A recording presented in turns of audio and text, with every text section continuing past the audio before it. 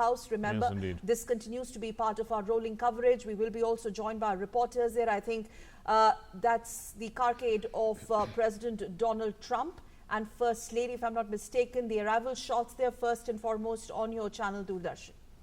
Yes, indeed. The arrival of the U.S. President Donald Trump. He's just arrived. The Prime Minister will be personally greeting him. And these visuals are exclusive to Doordarshan and being carried on Doordarshan's network through Doordarshan to various other channels and across the globe.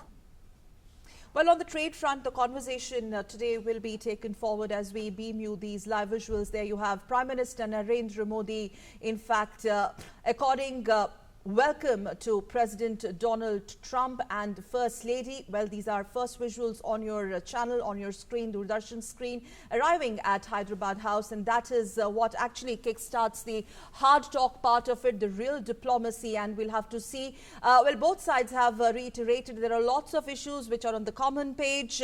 But on the trade front, there are certain sticky issues. Finally, what we get to see is at the end of the day, the final outcome. Your thoughts as we stay with these live visuals. Well, you know, Shakal, one of the things that one always waits for is when you walk the talk. And this is literally, as we see the visuals. What do you make of this walk? Well, they're walking the talk that they've been the conversation which had started some time ago but was on dazzling display yesterday. Today you're seeing, as you can see, both leaders in deep thoughts and are also able to, you know, figure out what exactly is it that the outcomes should reflect.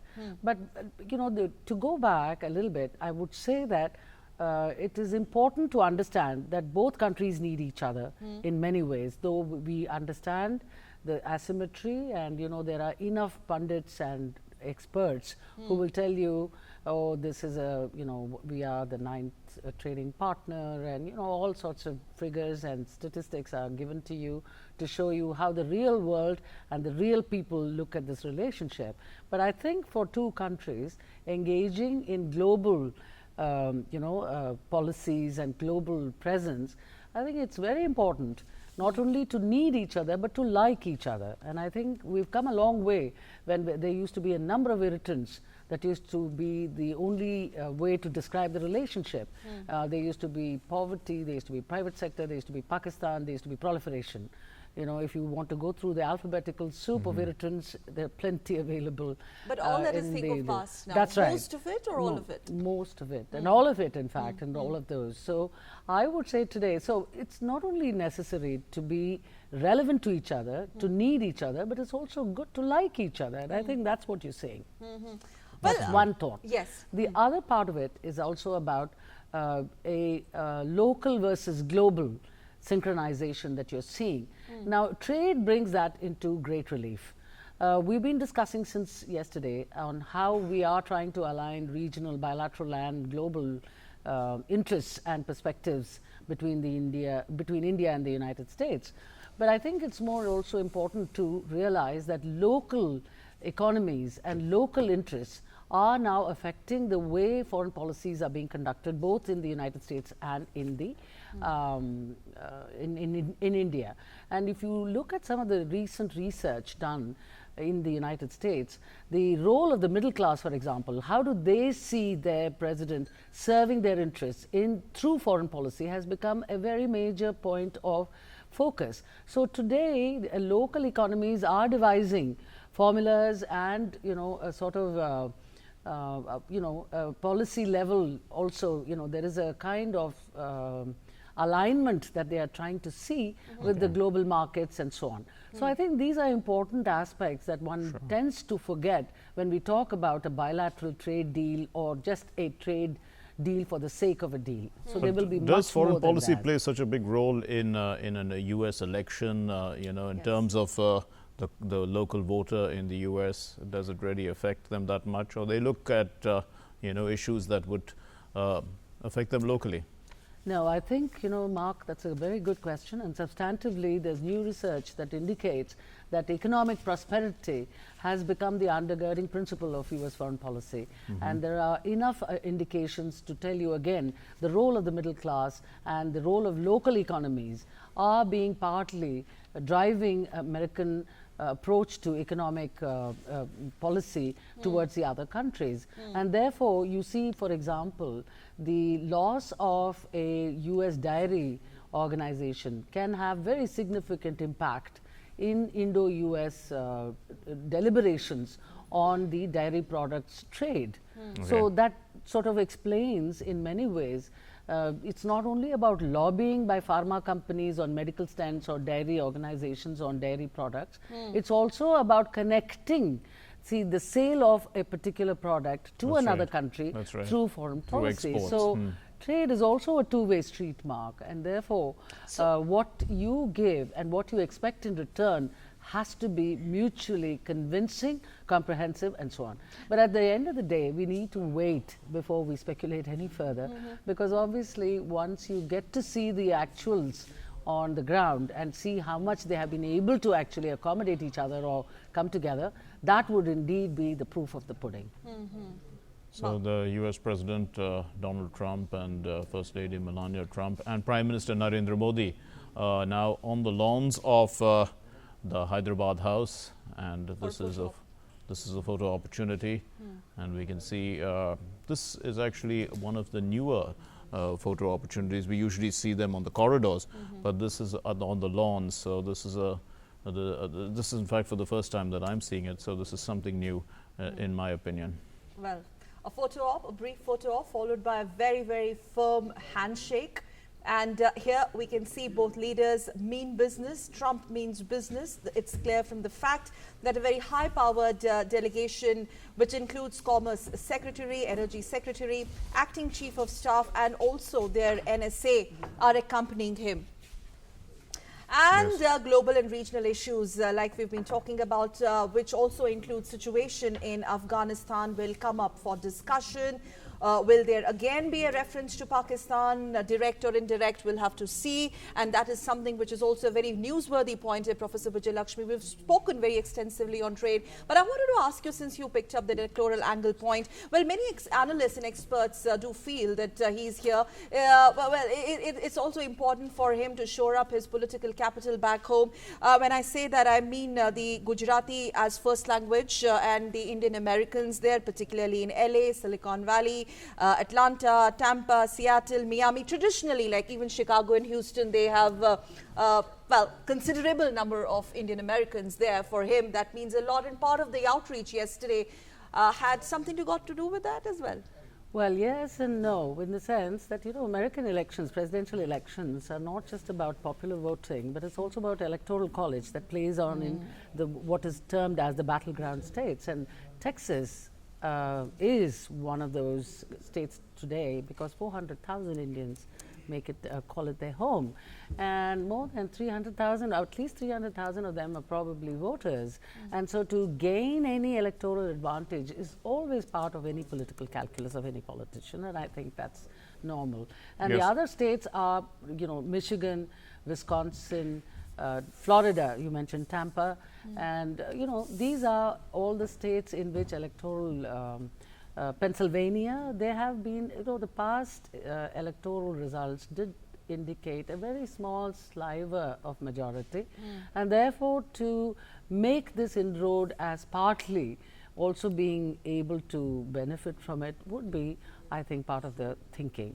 But I think on the issue of India-US, it's also Indian side, we have been facing a number of, I'm not going back to the trade part of it, but India's economic slowdown has also been seen as part of, India's global outreach to convince the sentiments, the business sentiment that it is good to do business with India. And Trump coming to India has also elevated that sentiment in some ways, because it also, sort of puts across the feeling that there is a, we can do business here.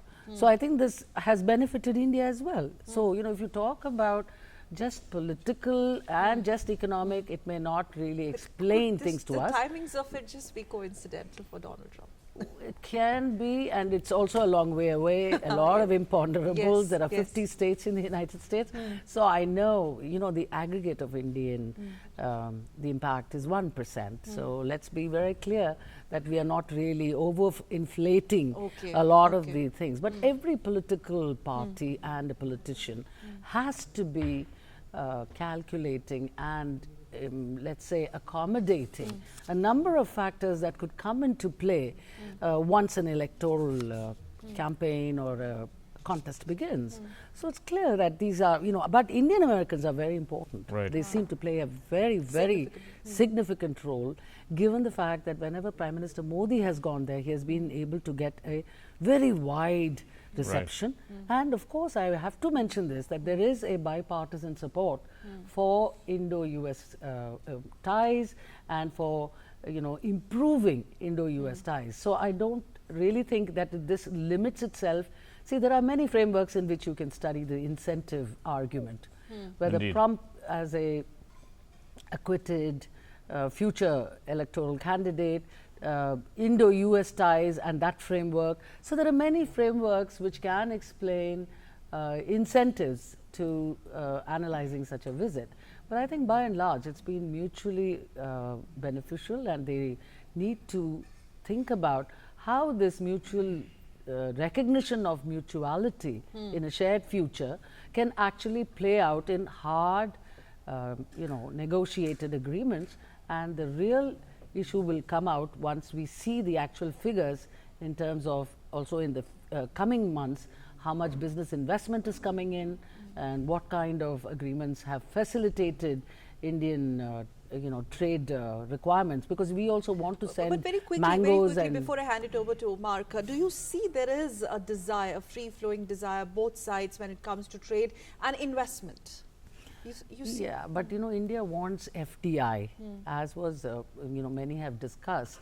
FII is not so interesting to India as FDI, and FDI really has a role to play, because now this is again sounding very abstract, but it has impacted India's standing in the world. So if India wants to be seen as a serious economic player as well as a globally viable and strategic country, you need to have investment flowing in. Yes, indeed. And I think that's really the issue here.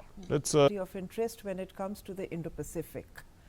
But here we have to balance our interests in the Indo-Pacific with those in the Indian Ocean region, and I think the United States has modified its stance by saying that the Indo-Pacific extends all the way to the coast of Africa. yes. But India still has to moderate, because we share a long land border with China, but at the same time we cannot ignore our interests in the Pacific, because this is where a lot of our trading partners stay, and we cannot have a global order which is not rules based. That's right. So I think that is in India's interest, and the Quad which is moving forward, we need to be less diffident on that. We need to put our weight behind it, because that is a very important mechanism for signaling. but all these also grouping, when yes, it comes to yeah. the defense ties, I think India deliberately chose to diversify its requirements and its purchases.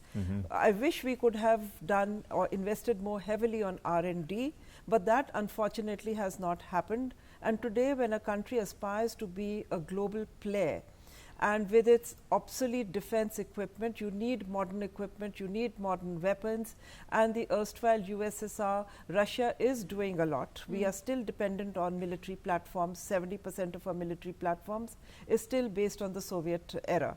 We are getting the spares from Russia, but at the same time we need to diversify. Yes, indeed. And so technologically, I think it is the United States which would be able to give us what we really seek, and the government to government, business to business model can only work with the United States as two democracies. Right. With Russia, Yes. it's going to be a G2G model, and India has in fact moved away from the G2G model. So we will get Akula class submarines and the nuclear. So we need to diversify, and here we have to the United States and some of the European countries would become critical, like we've done the Rafale deal with France. So to say that, you know, we should put all our eggs in one basket, I think in a globalized world with globalized requirements on many fronts, we need to diversify requirements. So we need to diversify, and there are certain areas or domains where we would need United States cooperation as much as they would need us. But then, well, how will this be impacting the other, say, emerging democracies or developed world? I would specifically want to know from you. It would really matter to China, to Russia, because these are the two countries who will be keenly watching how today specifically pans out in terms of outcomes, isn't it? In this respect, I would say it is Russia's sensitivities which we have to keep in mind, not more, because with China we do not do any defense deals, we do not do defense purchases. With China, it is more an economic engagement. We don't do anything strategic with China. When it comes to Russia, we are doing, you know, we are balancing our requirements both between the United States and Russia.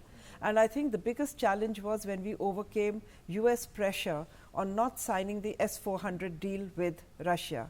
We've gone ahead and explained to the United States why it is important for us, and the US somehow has accepted the Indian viewpoint. We have not come under the kind of pressure Turkey has come under, and nor has the United States said that they would not do any military business with India. So the Comcasa was signed, and we are hoping that we would manage. So I think India has shown that it can compartmentalize its relations with our two big strategic partners, Russia and the United States, and we will continue to balance. And coming to your question of trade, I think this is where the two leaders would really need to have a very serious conversation today, because when it comes to agriculture and dairy, I've been writing about it since 2008, we really cannot give in anymore.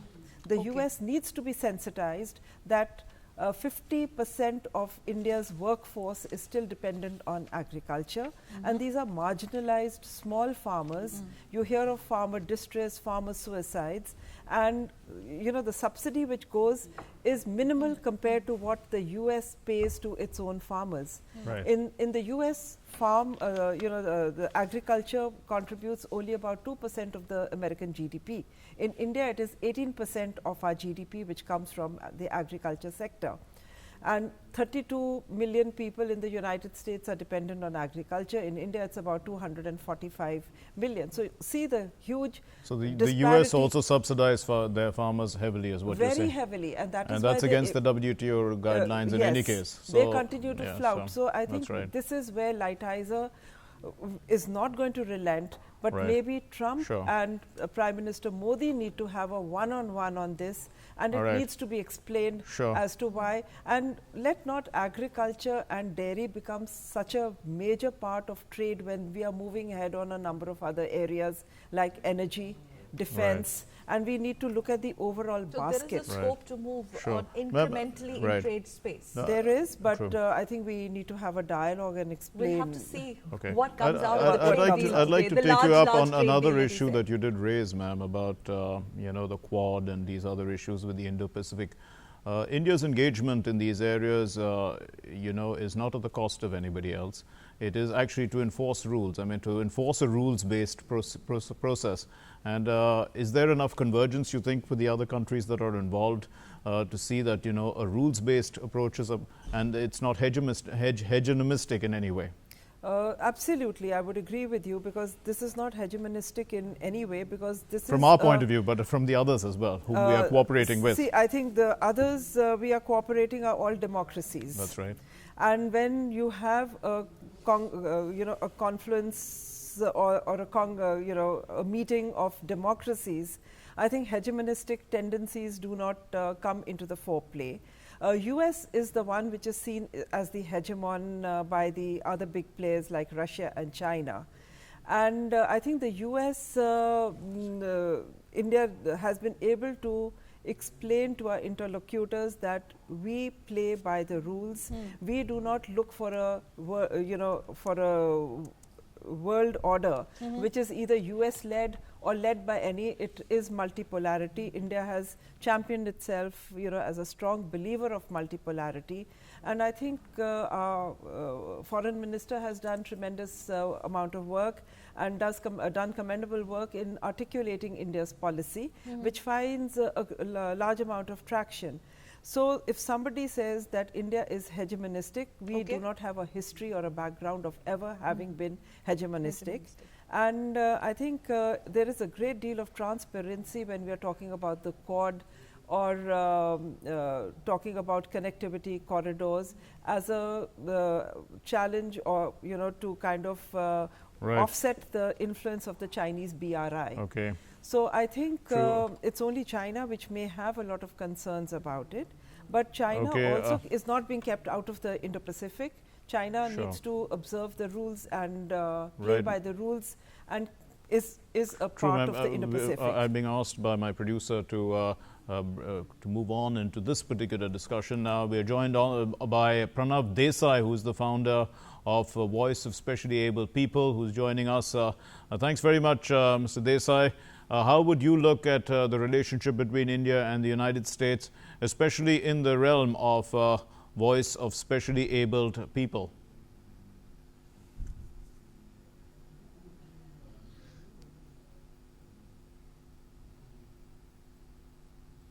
Mr. Desai, are you with us?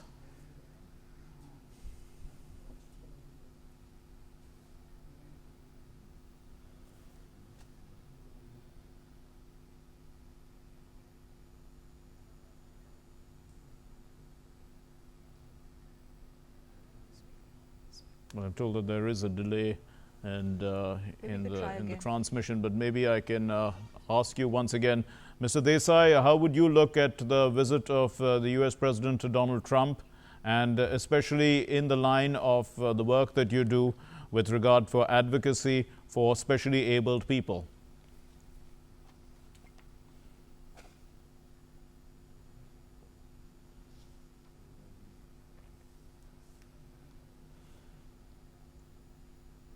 Hello, Parag. I'm not getting the audio.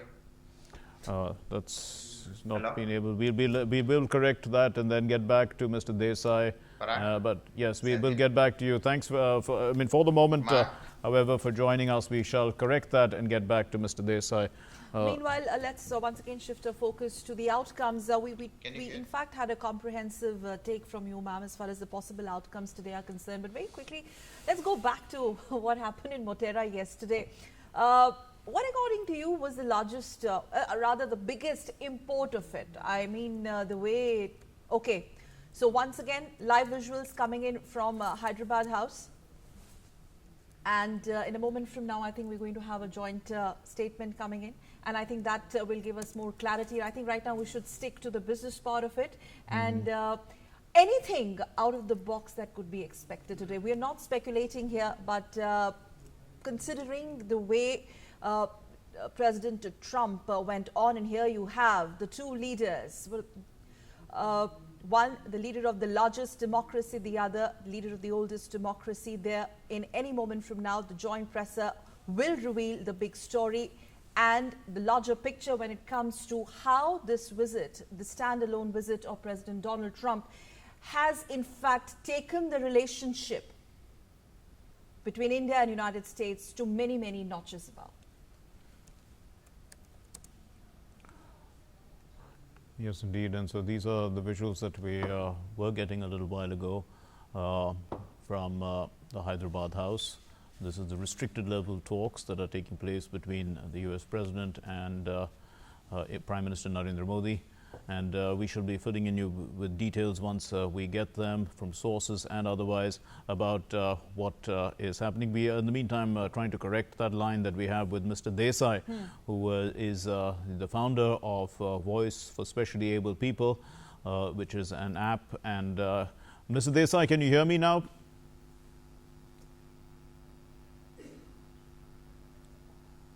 Mr. Desai? Hello?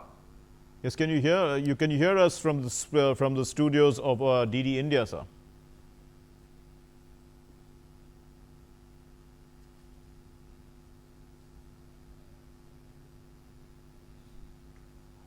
doesn't seem to be that Hello? way. Looks, Mr. Desai, yes. Mr. Desai, are we audible, sir? Can you hear us? Hello, Pranav here. Yes. Can you hear us, sir? Mr. Pranav Desai?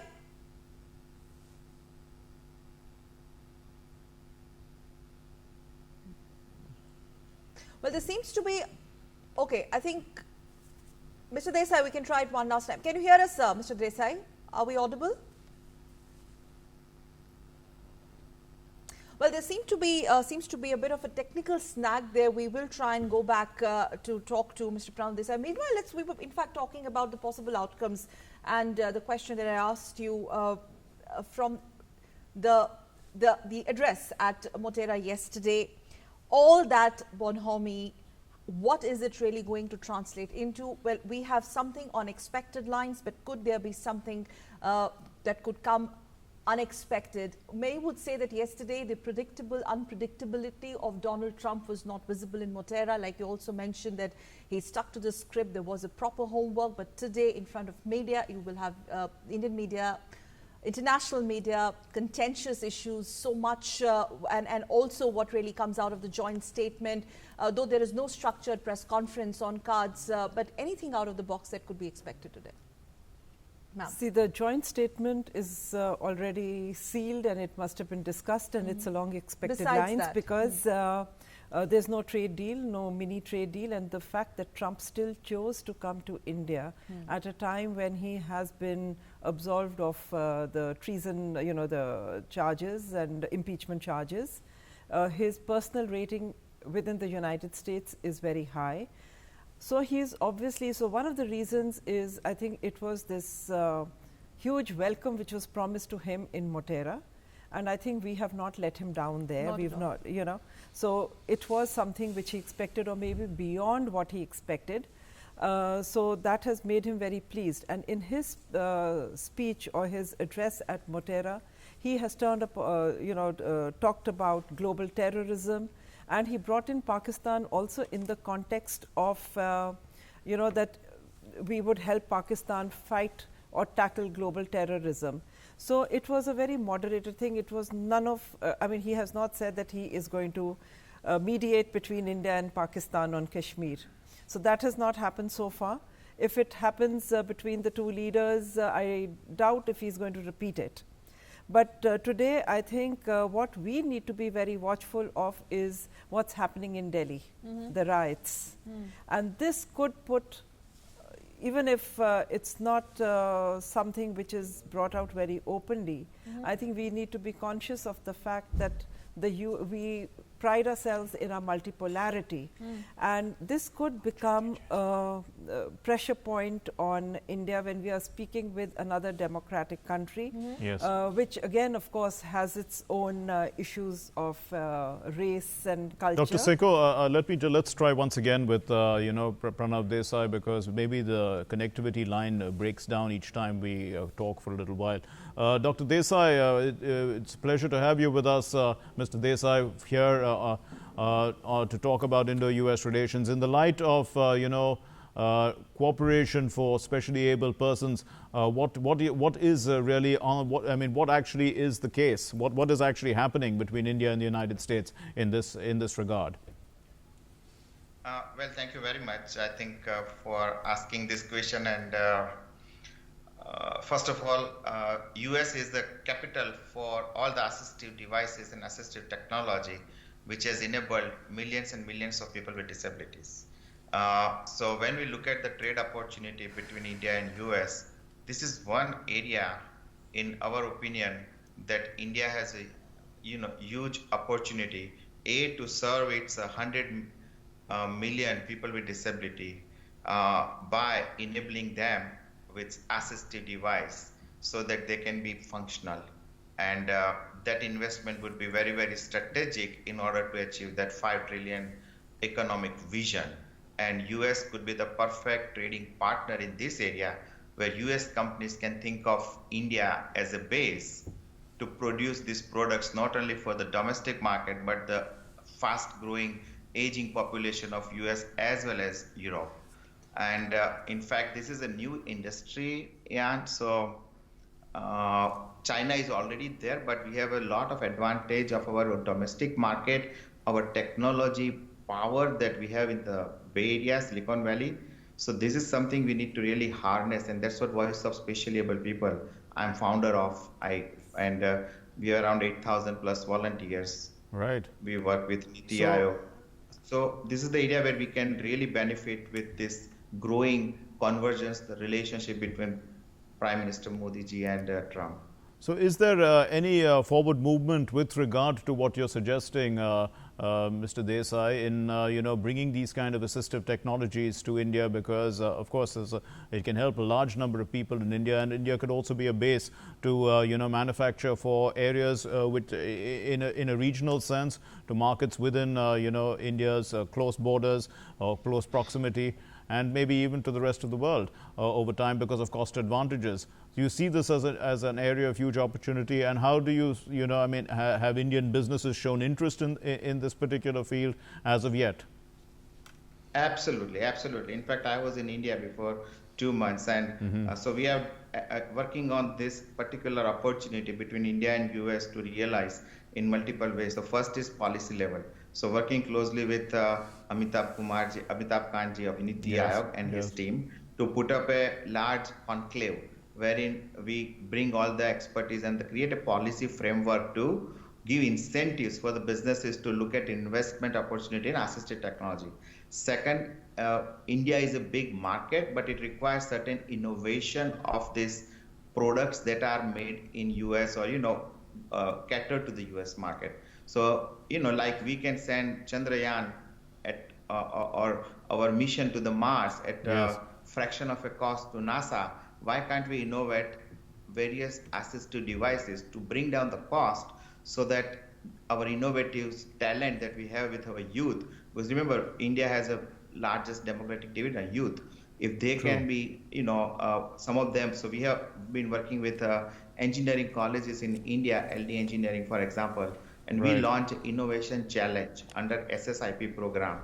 Then the third thing is create a capacity. So Voice of SAP, we have signed a memorandum of understanding with Gujarat Technology University, and I'm very happy that yesterday at least 5 of the committee members were there to welcome President Trump at Motera Stadium, and they are our supporters or co-signatories. So we are introducing courses like in America, because America again being the leader in the marketplace, those courses will help create that capacity in assistive technology and of course the business side. So Gujarat Chamber of Commerce and Industries, I made a presentation where industry people came in.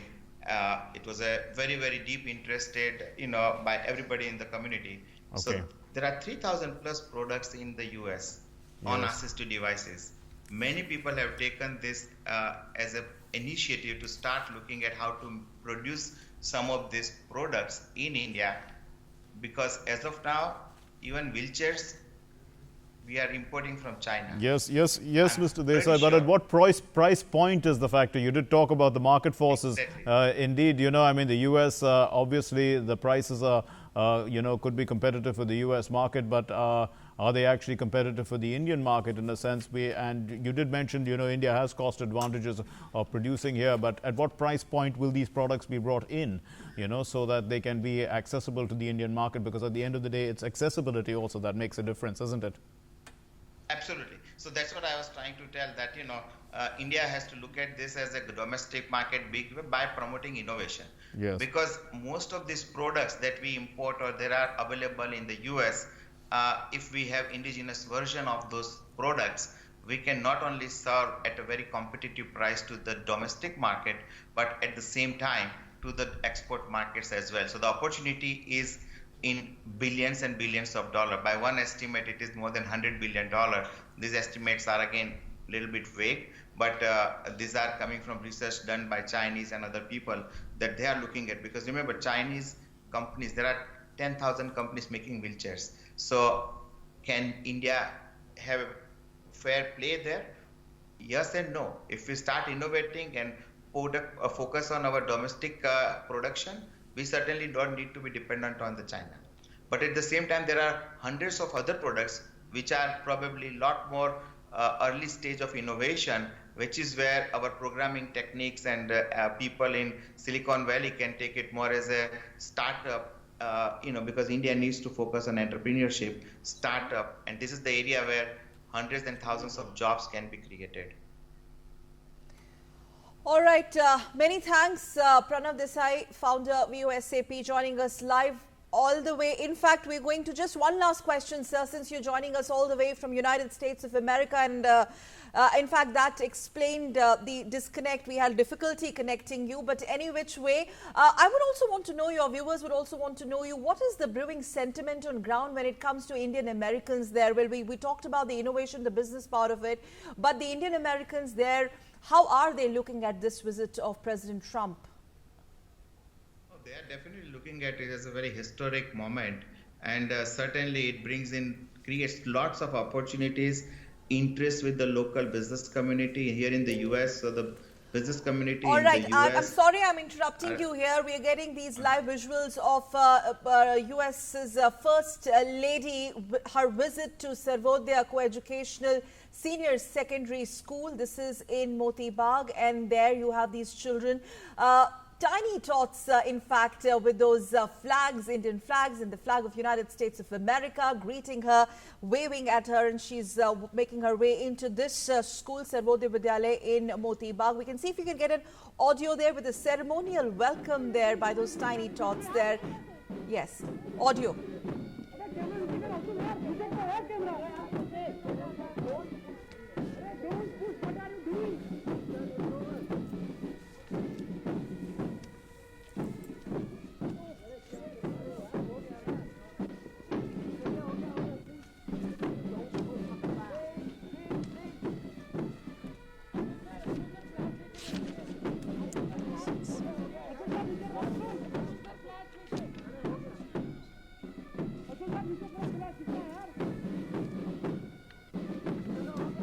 All right, and now these live visuals, she's going to take a tour of the school. She's also going to, as per the reports, spend some time inside the class, have a look at the happiness curriculum, interact with children. Reportedly, we'll have to see how this really pans out there inside the school premises. They're accompanied with her entourage there. Those visuals were very moving. In fact, if I may have, ma'am, also your thoughts on this. Well, this is the softer part of diplomacy. And when she comes out, we don't know if she gets to speak to media, but then a very warm gesture, the First Lady's interaction with the children there in one of those government schools in Moti Bagh. Yes, yes. I think, as you said, it is a soft power outreach, and I think it's the Americans, the US Embassy, which sought this interaction of Melania, of the US First Lady, in the government school, because they are actually impressed by this the concept of the happiness class, yes, given the strata these children belong to. And obviously the Delhi government schools have made an impact on the United States. So it is an important aspect that the First Lady chose to be a part of this, and I believe she's going to actually spend about half an hour inside a class where this happiness curriculum is being enacted. And also, I think soft power has always been a very important part of US-India relations. Even during the Cold War, when the US did not think of India strategically, the soft power for both amongst Indians and the Americans, Indian mysticism, ancient culture, so you had these hippies and all wanting to come to India. Likewise, our technical graduates, engineers, doctors, for them they all aspire to go to the United States. So this people-to-people movement to and froing and interaction has always been a very important part of India and America, and this is something which has actually led to this strategic convergence. And the role which the diaspora has played should never be underestimated. Now, this happiness class is an interesting concept, and given the fact that US schools have had some concerns, with violence on campus, not only right up to the college level, and this has been a concern in the United States. How would you see, this sort of an interaction and perhaps lessons learned for the US model of schooling? It sends an important signal because in India we lay a lot of stress on yoga and on meditation, and to have taken this concept to the schools and especially to the government schools is an important innovation that has taken place. Right. The US too has these yoga studios, but then those are very fancy exclusive yoga studios.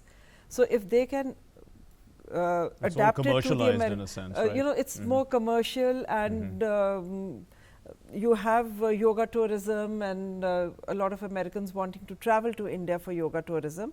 But if you can take this concept and actually the meditation, because earlier you did have you know, the Hare Rama, Hare Krishna movement, Yes. and all, which were very popular in the United States at one time. But then those were limited to adults and to communes which are outside the city limits. Okay. And so now to take this, if the US tries to adapt this to the school curriculum, I think this would, because the stress factor in children is very high. And this is something which we witness even in amongst our children here in India.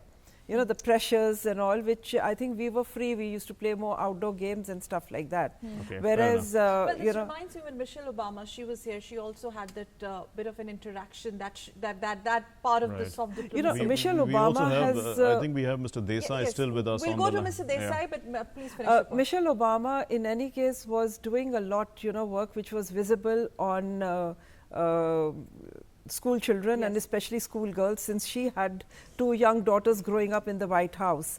Whereas Melania Trump seeking to go is something which is really remarkable, because one really doesn't know much about this First Lady. Okay, yes, that's You know, right. So, and for her to now show her interest in what happens in a happiness class, Yes. I think it sends a very important message for India. Yes, yes. Let's get Mr. Pranav Desai here. Yes, let's go back to Mr. Desai. Mr. Desai, in fact, you were telling us about the Indian American community and their, you know, their anticipation, their interest in the visit of the U.S. President Donald Trump to India. And also, you know, we've been discussing at length here in India about whether, you know, this would affect the U.S. President's re-election campaign. You can fill us in with some inputs on that as well. That is anybody's imagination. Obviously, there are repercussions, so not to go into politics, Yes. because for sure there are more clarities to the people and more data points, right? And this relationship is so historic for India. People would have to look at the long-term benefits of India and 21st century that we are looking for Indian century, and the economic opportunity that we have. Frankly, we have tremendous upside. What happened in China in 80s probably has started happening with India, US in last maybe 5 years or so, and that should continue with much more accelerated transactions, initiatives, trust, and this friendship should automatically give not only favorable trading partnership status to India, but also to our more relaxed criteria when it comes to our IT folks coming to the US, Yes. free trade kind of special arrangements that people are really looking forward to this type of relationship that is growing, because India is part of the solution for the world, for sure, for the US, and a very solid alternative to China, because this is Okay. the very perfect timing on that perspective, in my opinion, that we really have to get pretty serious to shift the whole Well, momentum. But Mr. Desai, Indians India. back home would want to know what is the view of Indian diaspora there. You're joining us live all the way from LA. And as far as the 2010 census is concerned, well, it says that around 3.5 lakh Gujarati as the first language speaker, Indian speaking diaspora is also, in fact, also comes from part of LA. Having said that, not really talking about the domestic politics there and how it's really going to impact Donald Trump, but overall, the anticipation we saw from Howdy Modi to Motera yesterday, what we saw there, Indian Americans there in LA at least, where you're joining us live from. How important is this visit, and what were their expectations? How are they looking at this visit of Donald Trump? First of all, it is a very historic time that in 6 months, two very popular global leaders are meeting with such a great optics.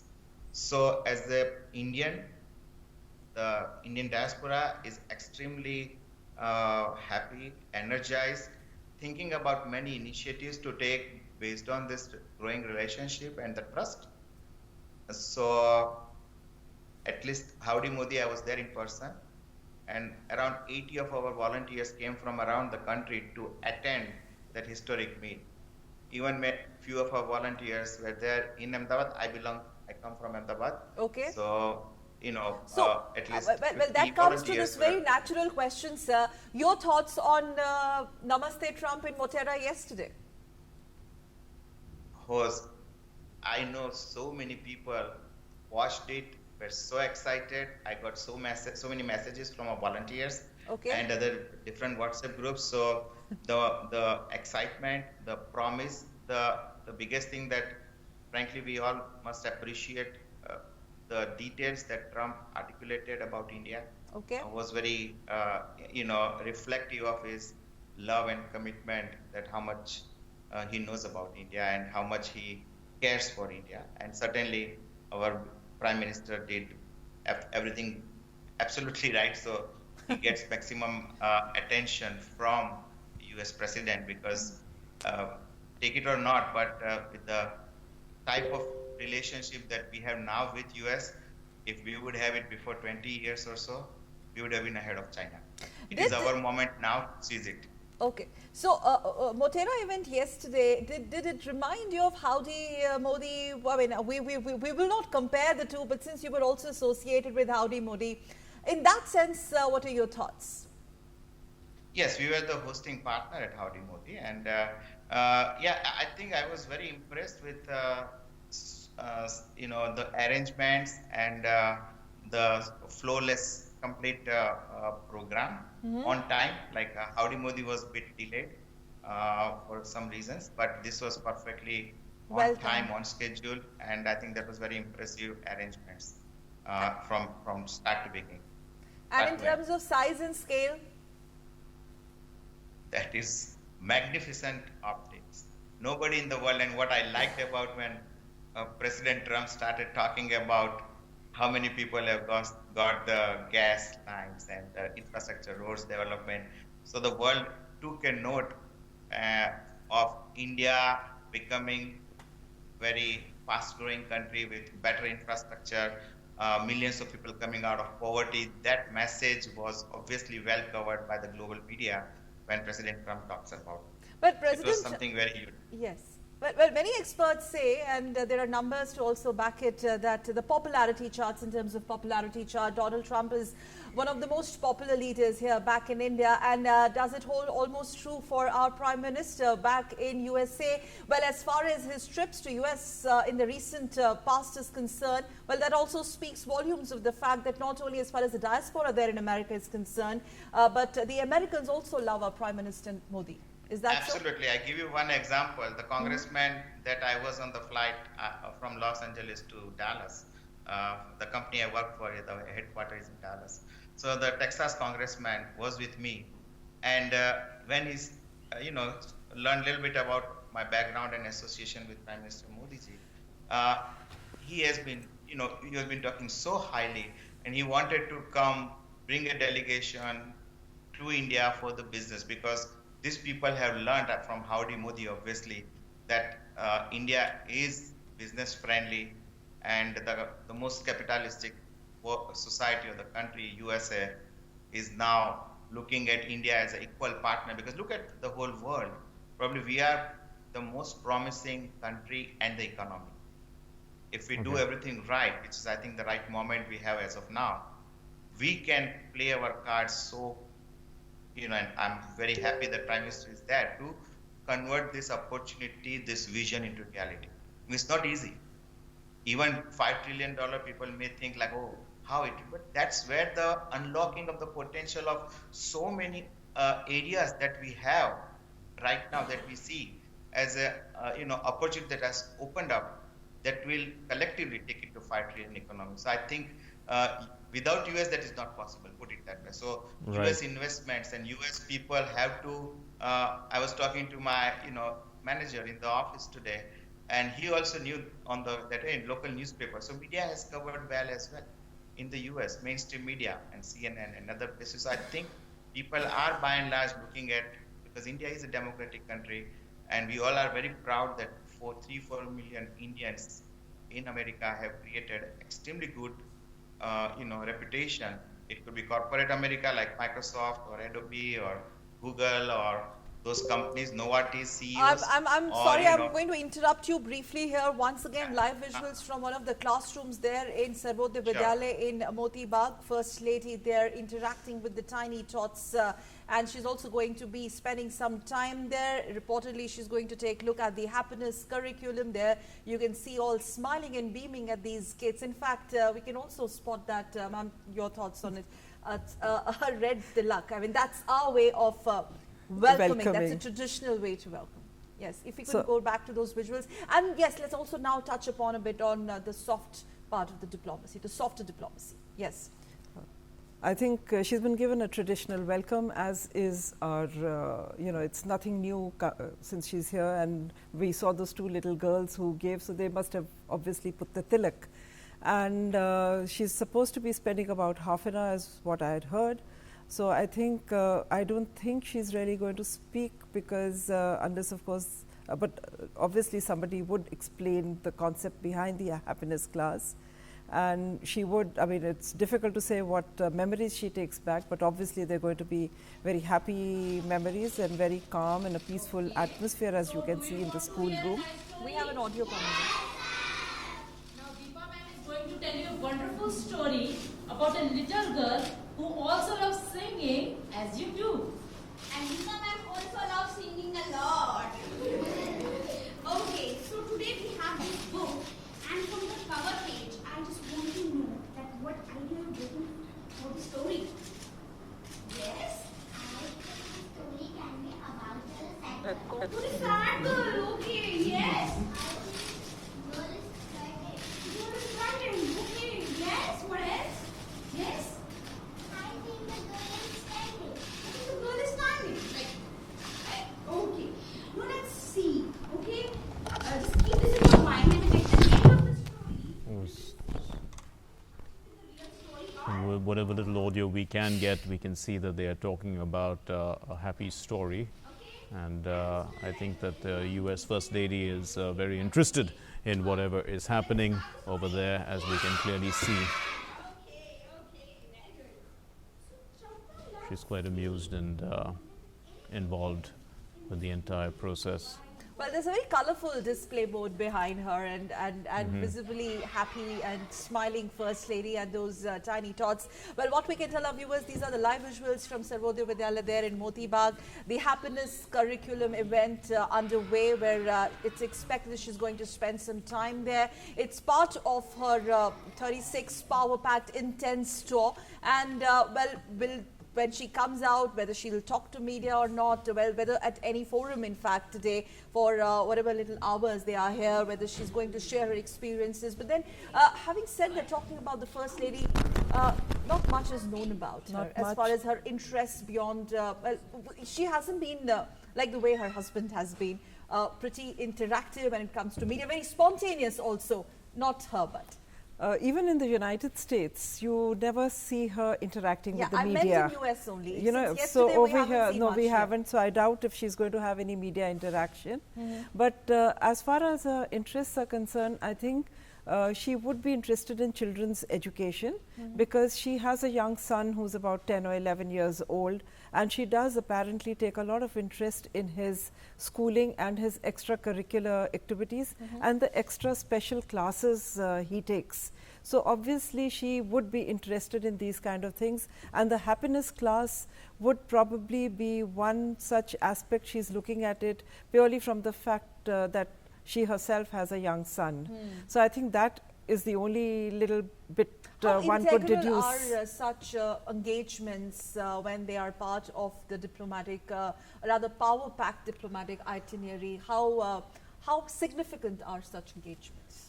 The engagements of the First Lady? Yes. I think this is the only engagement she has, and since this was specifically asked for by the US administration, so I think she obviously puts a lot of emphasis on this aspect of educating children. Apart from that, she may be having a shopping trip somewhere. I'm not aware of the nitty-gritties of her itinerary. Right. You know, because of the limited time they have. And Yes. as I think even you mentioned, she is a very reticent person, and not much is known about her and her personal likes. Let's go and back once tastes. again to Mr. Desai. He's still with us. We are happy to have him with us all the way from Los Angeles. Mr. Desai, you were talking actually in a larger context about the $5 trillion economy when we got interrupted, and you were suggesting that, you know, there are many areas of cooperation that can take our economy to $5 trillion, and the US is absolutely essential for that. Could you elaborate on a little more about that? You had already spoken about assistive technologies. You said it's a, you know, it's a several billion-dollar industry, and it can help India a great deal. Apart from assistive technologies, what are the areas, you know, and that the Indian diaspora in the US is actually pushing for to, you know, bring investments into our country? You know, again, I'm looking at the tourism industry more as a very promising and untapped area for unlocking that economic potential. And as a advocacy organization on disability rights, Voice of SMP, we promote accessibility, especially to at every tourist place. So that, you know, currently we all know that many beautiful places which could attract thousands and thousands of foreign tourists to India are not accessible. So if we invest strategically to make all these tourist places fully accessible, like what is in the US or in other developed countries like Switzerland, I'm pretty sure that millions of service sector jobs, tourism related jobs can be created, because I think we have just scratched the surface. Not even 5% of our potential that we have realized. And I think this is one area where many Prime Minister talked to us during the lunch meeting in Howdy Modi to a small group of Indian, you know, a group of people that bring people from America who have never seen India. And that's where he was asking for a promise that each one of us should try their maximum to bring Americans to India with this growing relationship, trust, and coming democracies together. And if we have infrastructure that is accessible, like America.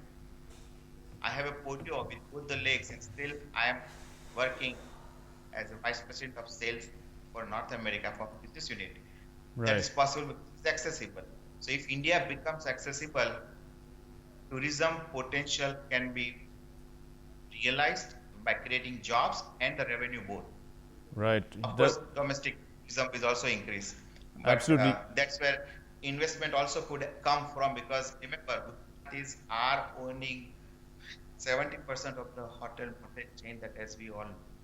They would love to invest big time in India if the tourism business is more promising. It is very promising, as you did mention. We have almost everything, and it's a huge job creator as well. But you said that accessibility could be an issue, and I think the government is working on you know, accessibility for people with disabilities into a lot of these areas and building infrastructure. That itself is an opportunity in a sense, isn't it? The methods to try and build infrastructure that I mean, it actually should be the norm, because that's the way it should be across the world. for equal rights. Yeah, Yes. but when it is up, it's a norm versus when you start seeing as a business opportunity, the investment will start coming. The Okay. things will start happening. So I think we have to go to that next step where Right. commitments are converted into reality and Right. places are made accessible either by government investment or whatever way we can do. But that is important. And the third area of US-India cooperation could be on the healthcare sector, because this home healthcare and the nursing and other, Philippines is right now dominating the US market for home healthcare. Millions of jobs. So India starts creating those skilled pool of nurses.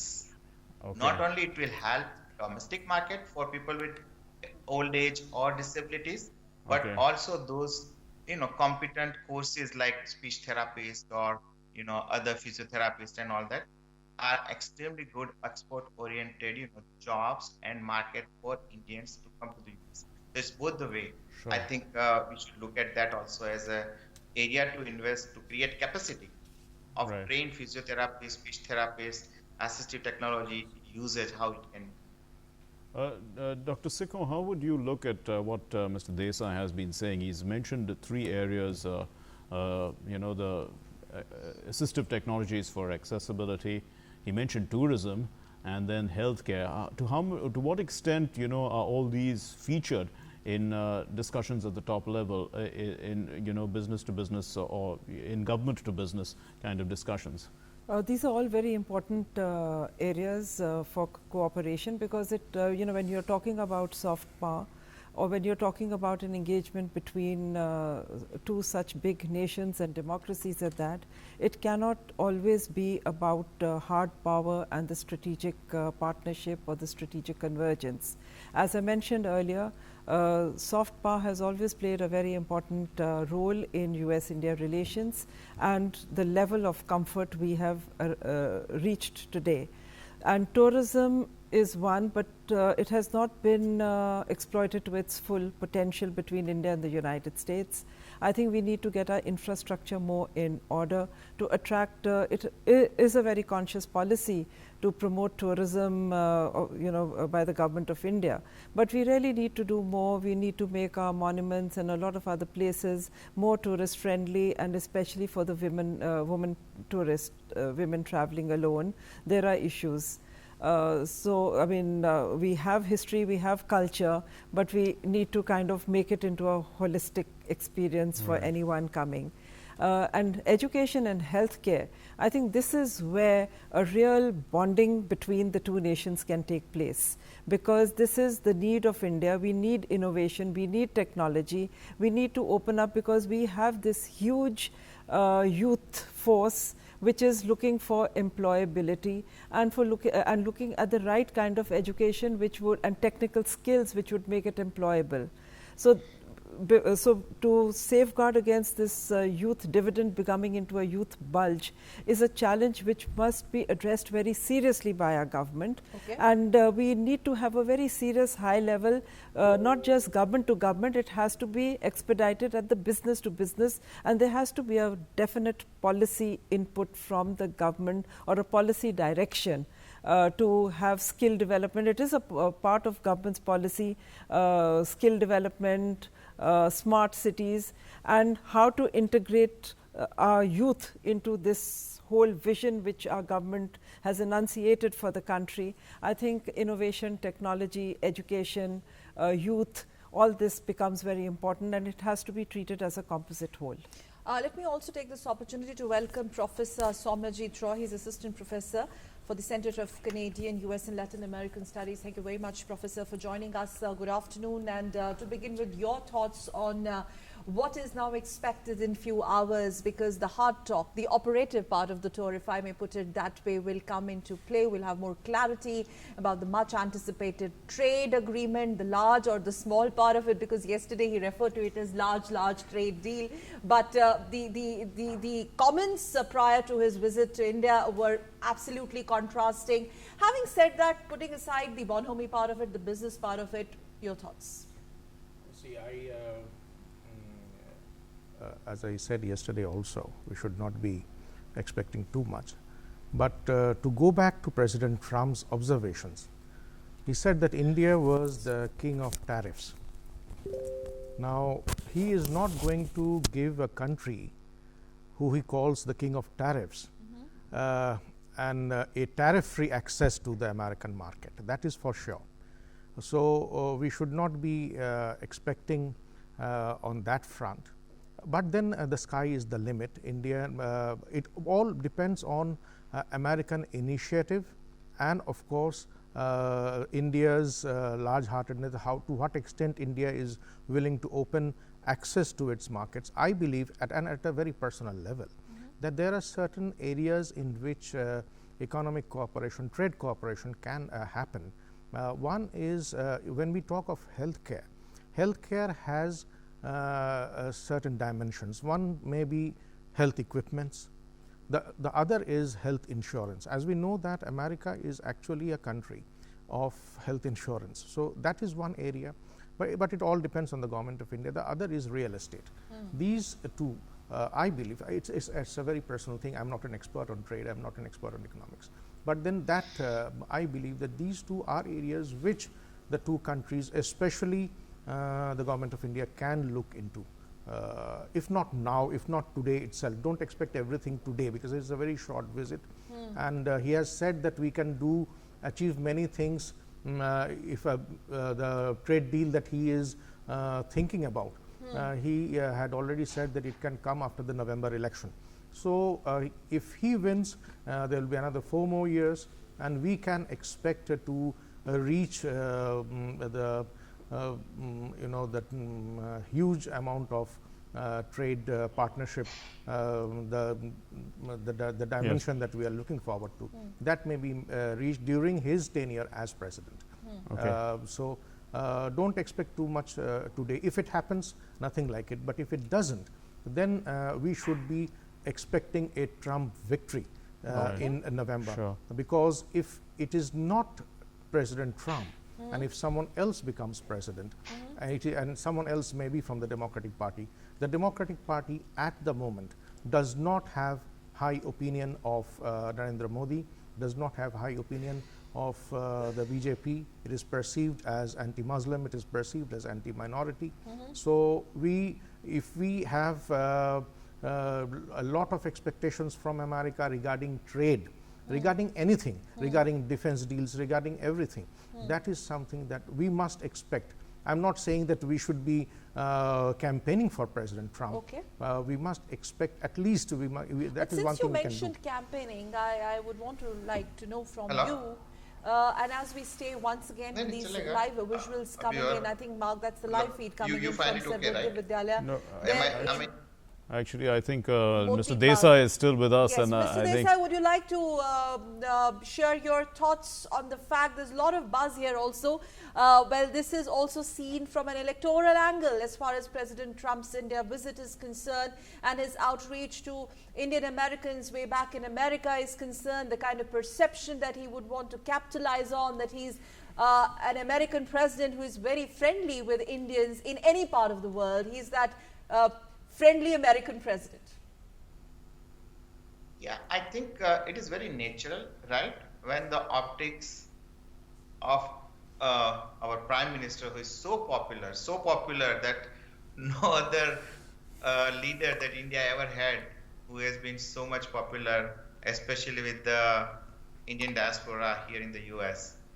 So that data point, that optics certainly will help. I don't see any question why, but certainly also it will require some tangible outcomes. And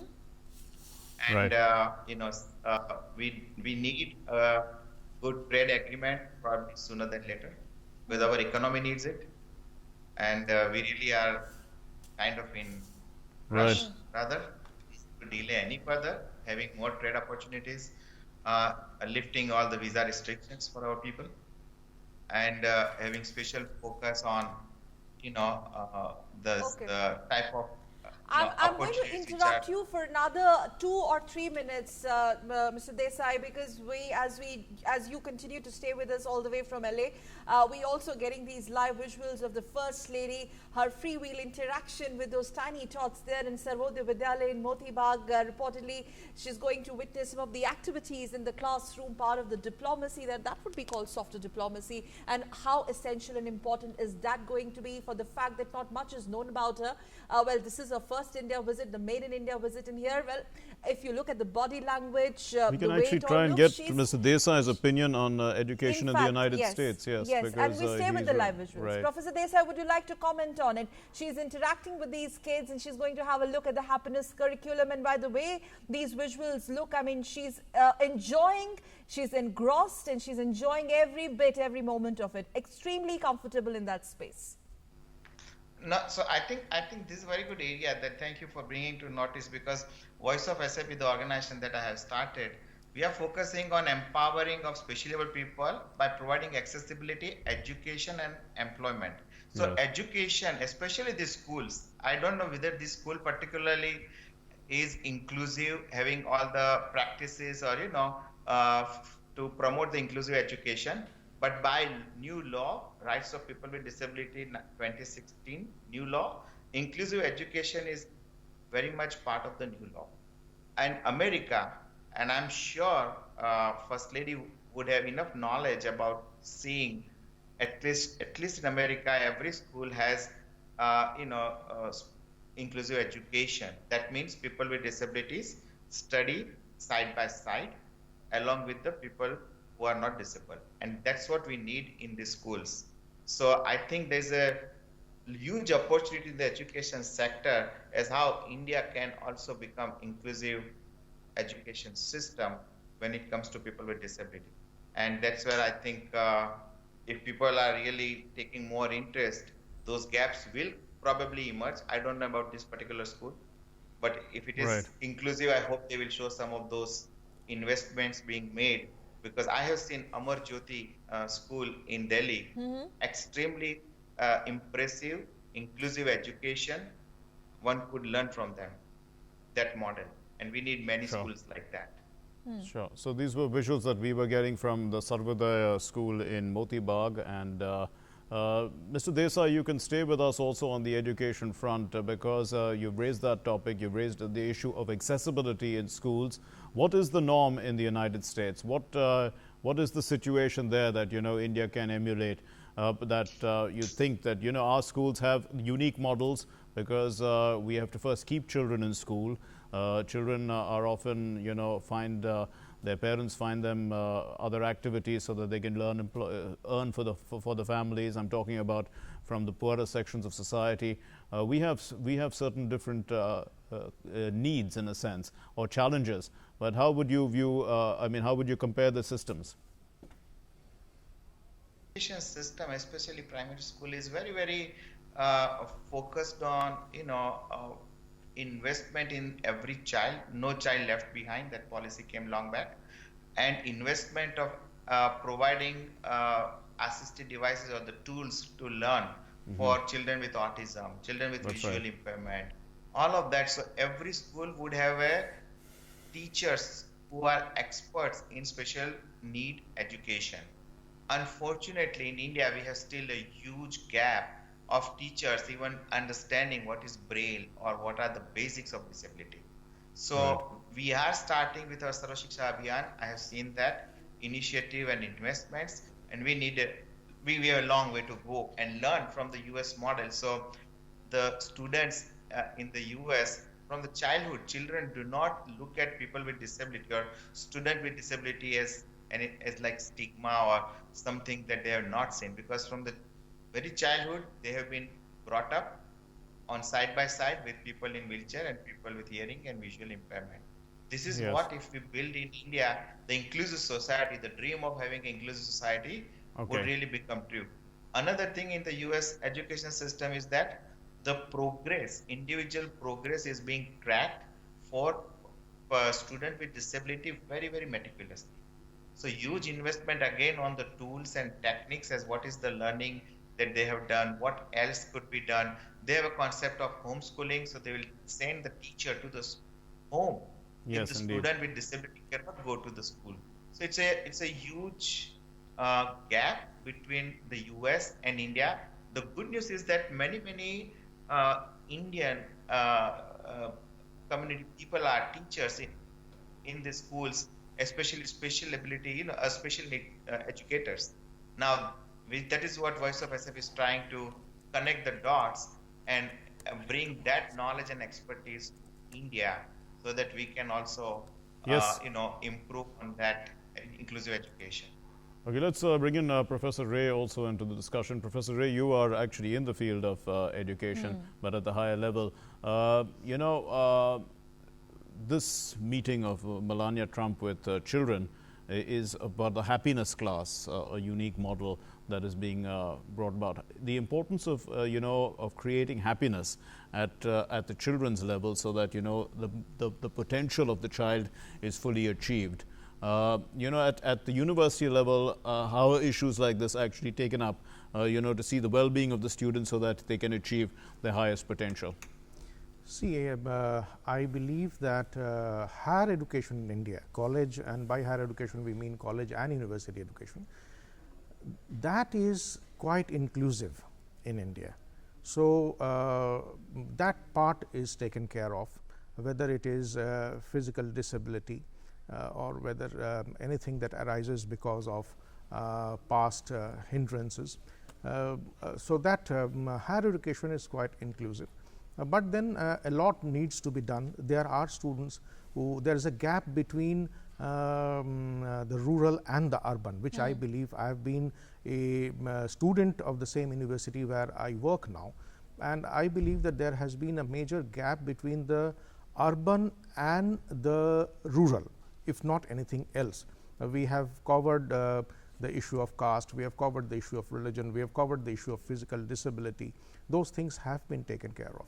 But I think that whenever a student comes to a city like Delhi for pursuing higher education from a rural background, there is a feeling of alienation in that student. And I think that there is a lot that needs to be done regarding that. And I don't know to what extent the United States can help in this, but India must address it in a way that urbanization that has taken place over the years in India, that doesn't leave anyone out. One of the goals, objectives of our education in our university is not simply the classroom. Okay. Teaching is not the classroom. In fact, we've got some live visuals coming in here, I think. In fact, if we're getting the sound, let's listen to what the Prime Minister is saying. उसके बावजूद भी आपने भारत का निमंत्रण स्वीकार किया। मैं आपका बहुत बहुत आभारी हूँ। आपका और आपके पूरे डेलीगेशन का मैं हृदय से बहुत बहुत स्वागत करता हूँ।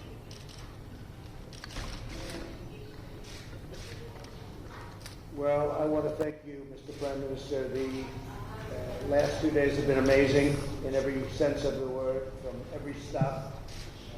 Very special people, as you know. We have people in the United States. We have a number of them representing us here today that are very proud. Their parents are living right now in India, and they're from India originally. They're incredible people. We have many millions of people. I get different numbers all the time, but we have millions of people from India living in the United States and doing very well in the United States. And I look forward to you explaining a little bit later on to the media the progress we've made and on trade, on fighter jets, on commercial airlines, and various other things, and energy. We're working on some very, very substantial transactions, and I think it's going very well. But the last 2 days, especially when you look at what we did yesterday, filling up that stadium, and they had thousands of people outside trying to get in, that was a great honor for me and a great honor for you. They were there for you. I would even imagine they were there for you more than for me. I hope so anyway. But the people love you.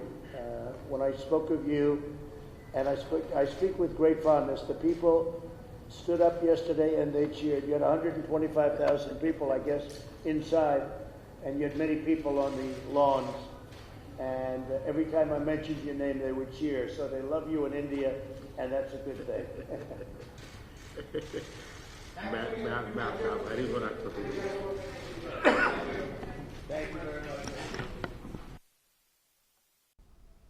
So those were opening comments being made, and we heard the U.S. president there referring once again back to the visit to the Motera, the Namaste Trump event, and he's talked about the popularity of Prime Minister Narendra Modi, and of course he was overwhelmed by that event. But initially he also spoke about the Indian American community, and he said that he gets new figures every day about the number of Indian Americans there. But he says they're doing very well in the United States, and they're contributing a great deal. Some of them were with his own delegation. They were sitting in the room he was pointing out. So this is the beginning of the delegation level talks that have just begun, and those were live visuals. The Prime Minister, of course, was with Thanksgiving. That's right, with the importance of the visit and welcoming the U.S. President to India once again for those talks. The mention of Indian Americans in the very first part. Well, do you think it's a prelude to something coming up big?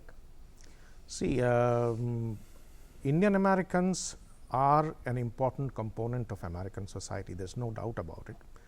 As I told you yesterday, this president is neither after Indian American vote nor after Indian American money. Of course, he will benefit from both if they vote for him or put money in the Republican coffers. But they are not a very big section of the American population. And the other thing that is important that everyone in India chooses to overlook is Indian Americans will be welcome to President Trump till the time they are more American and less Indian. So that is that he is a nativist. He is a mainstreamer.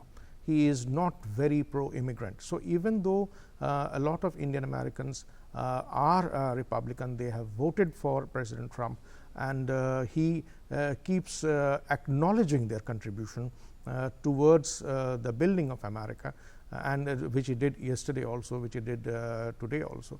But that does not mean too much enthusiasm by Indian Americans for India will enthuse him as well.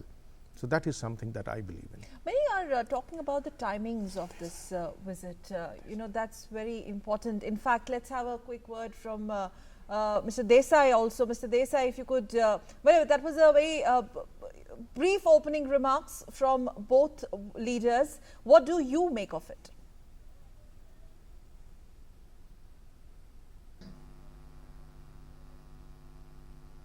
Mr. Desai. Yeah, what was the question? Yeah, the question was, all right, we're going once again back live.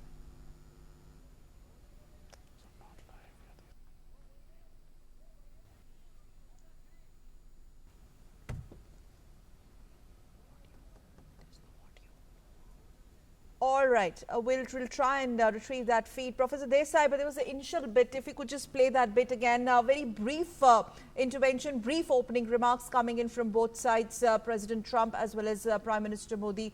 And in President Trump first part of the speech, the opening remarks, there was a multiple mention of Indian Americans and how they are important. What do you make of it? Yeah, he clearly acknowledges, see, he's a businessman, right? And he understands that when he is meeting with America's top CEOs, many of them are Indians. So you just can't ignore the fact that the contribution of Indian Americans in the US economy and the growth is disproportionate to the population. So yes, our population is not much relevant in terms of whether Indians will vote for Trump or not. But definitely the economic contribution is tremendous. And that is number one. And second is, again, as you can see that many businesses, not only technology, but also on the other businesses that Indians have done very well, and also the medical professions. Many remote areas in the US are well served by Indian origin nations. So those organizations are also playing big part when President Trump frequently acknowledges, because medical, so healthcare is very important, technology is very important, and the travel and tourism and hotel industry is very important, Mr. Trump, President Trump himself. So that put together, certainly is probably disproportionately surrounded by Indian origin Indian Americans in that sense, and definitely that carries a big impression on him. In addition to the population and the large, great welcome that he always receives in different, meetings and gatherings. Yes. like out. Right, and Mr. Desai, there is also in fact, one of the views that has come from the studio, if you heard Professor Ray, he said that actually, he's conservative in the sense that, not too welcoming to foreigners. That's the approach of the Republican Party and their core interests. So in that context, of course, a lot of the Indian Americans do vote Republican. But, is that an area that, maybe an area of concern going ahead in the future? To be very frank, yes. That is we are talking about Vasudhaiva Kutumbakam, and America has been the same country where it has welcomed immigrants from all around the world, but they were so much open society. So maybe there is a balance that was needed, because if your borders are not protected, if the people find ways and means to get into America and harm America, sure, we would not tolerate that in India also. We want our people to be properly coming to our country. And that's part of the immigration that one has to understand. The legal immigration, I don't think people have any problem. But the illegal, and it's many times a systematic fraud, that no country should allow, in fact, India or America. And the illegal immigrant issue, is that an area of concern, because, well, the sizable Indian community is large, and you did say they do contribute disproportionately in the sense that we contribute much more than our size. But there is also a concern now about, our concept of our way of life. One person goes to the United States and the whole family comes there. And that has been raised in certain quarters. As you know, that method of immigration, even though it is legal, may actually raise a few eyebrows. Yes, if you think like, not like just from the patriotic sense, but simply business sense, right? Whom would you like to come to your country or your company? Yes. The people who are most productive, valuable, right? That's right. People who came on H1 visa and their families, yes, absolutely. But if you keep bringing the family-related people more at the cost of more talented students, right now, American universities, next to the defense and technology, universities are the exchequers. Exporters, earning the foreign exchange for America.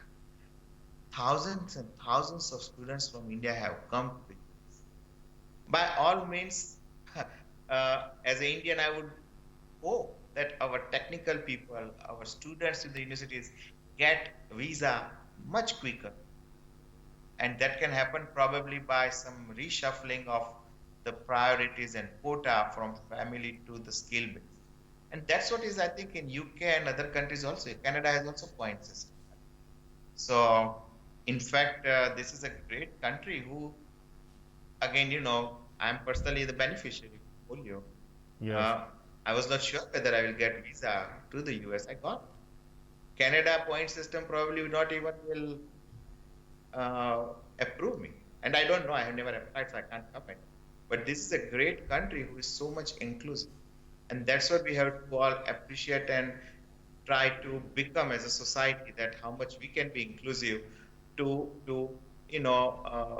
give the share of our wealth and our thing on the Right. merit.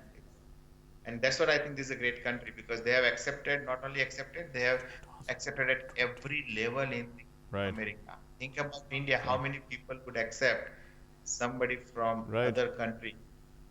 What status we have? Mr. Right, Sundar Pichai Mr. represents. Desai. In fact, Professor Ray, who's in the studio with us, has been listening to you and would like to comment, and perhaps you can comment back on what he has to say. See, the new immigration thinking that President Trump has brought in is family will no more be the basis for immigration. Talent will be. So, Indian parents who sent their kids to America for studies did not worry that that person will settle, that their son or daughter will settle down in America, get married to an American.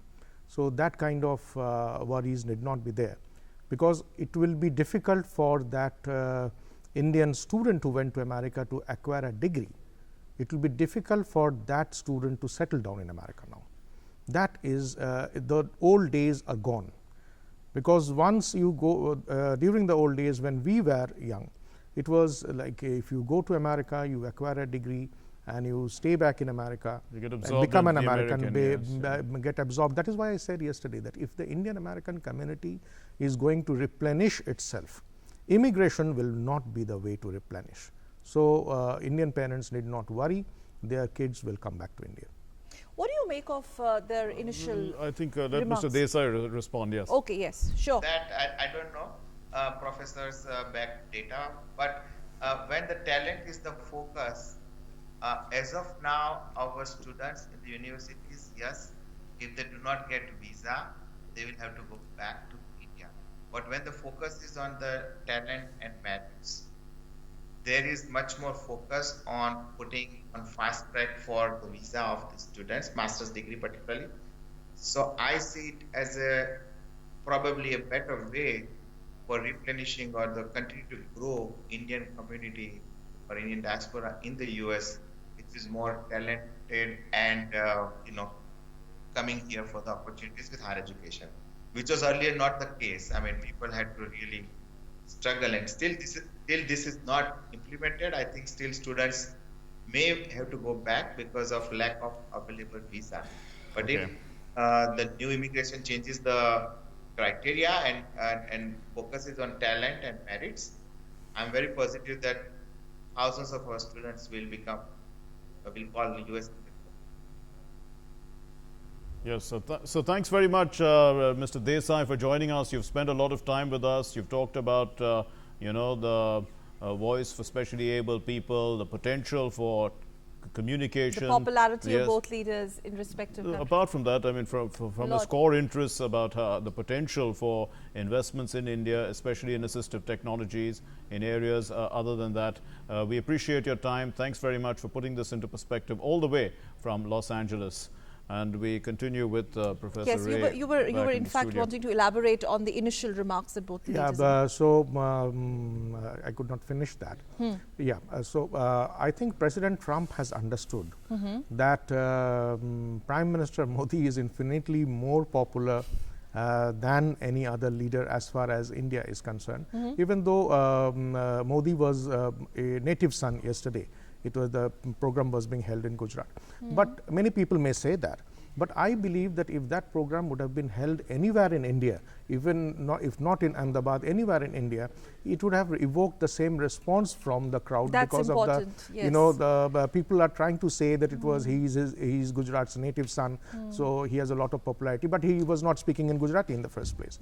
Of course, he is their pride. That's no doubt about it. If you have a prime minister like that from your state, he's a pride. And if you would have noticed, every second or third word from Donald Trump, Yeah, he actually also before he mentioned could finish his sentence, drew larger cheers from the crowds. Yeah, so Trump has noticed that every time Prime Minister Modi said something, there was huge applause from the crowd, and I believe that that's not a bad thing, that's true. But another thing which I think that the crowd did not respond so much to President Trump was the lack of knowledge of the English language, and that too spoken with a heavy American accent.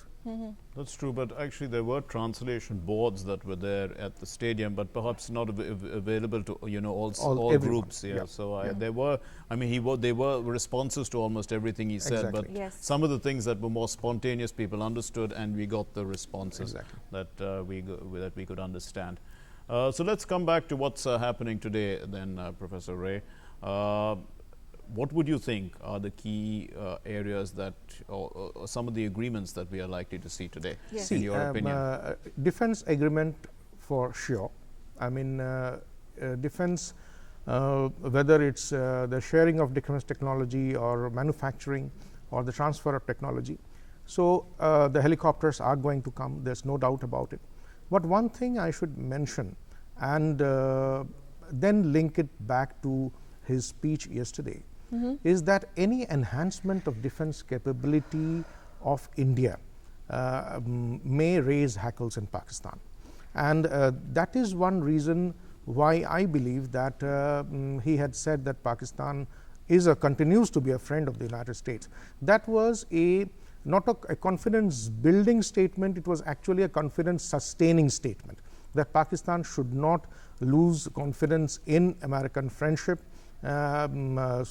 because America does not have any special love for Pakistan. Why does America continue with Pakistan even after so many years after the end of the Cold War? What is so special about Pakistan is that under the circumstances, if America abandons Pakistan, then America will lose all control over Pakistan, and Pakistan may join the ranks of what President Bush had called a rogue nation. So one thing that I am not a trade expert, so I don't know the contours of the trade agreement that may happen, but of course a defense deal is going to come. So well, you've raised a very interesting point there. Professor Sriram Cholya also in fact joins. Yes, Sriram Cholya also joining us. Let me take it to you, Sriram. A certain word of caution when it comes to Donald Trump's mention, the way the word Pakistan was brought in yesterday. He doesn't want to upset or unsettle Pakistan. And if that is the case, should that worry us, or we can just choose to ignore it and avoid it under the carpet? Well, Sakal, I mean, from a pure US national interest point of view, they do need Pakistani support to get out of Afghanistan, to extricate themselves. And Trump has been very open about it. And the talks with the Taliban have now reached a kind of like an apogee, and it's likely that they will announce a deal. Now we are going through the so-called lull in fighting, or reduction in violence phase in Afghanistan. And the Pakistanis are the ones who helped the US to get the Taliban to the table. But of course, we know that they played a double game where on one hand they are enabling the diplomacy and helping Trump. But on the other hand, they have been biting the hand that feeds by propping up a lot of these jihadist actors inside Afghanistan and destabilizing that country. Not to mention in our Kashmir. So I think the US knows it, but I think they feel like they cannot go beyond a point in antagonizing Pakistan either. So there was that balancing act. I agree with you, Sakal. But surely, I think the mention of Islamic terror, ISIS, the execution of Baghdadi. What was he trying to say? I think, they think about global terror. They say global terrorists as opposed to India-focused terrorists, and they think ISIS is the bigger threat because, it has directly targeted US allies in the Middle East and all those things.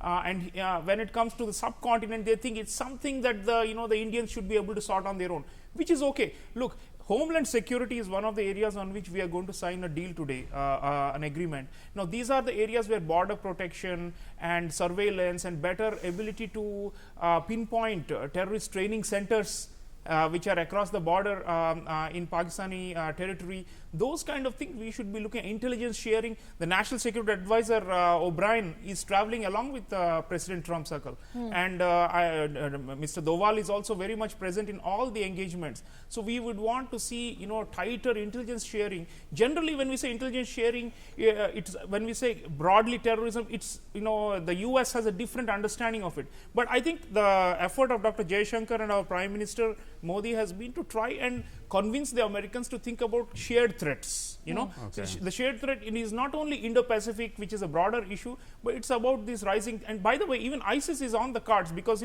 some of our youth had been misguided and had gone, Dr. and there is Chaudhary- this threat. But Dr. Chaudhary, isn't there already enough intelligence sharing at a high level? Because that's how a number of attacks have been stopped. There has been,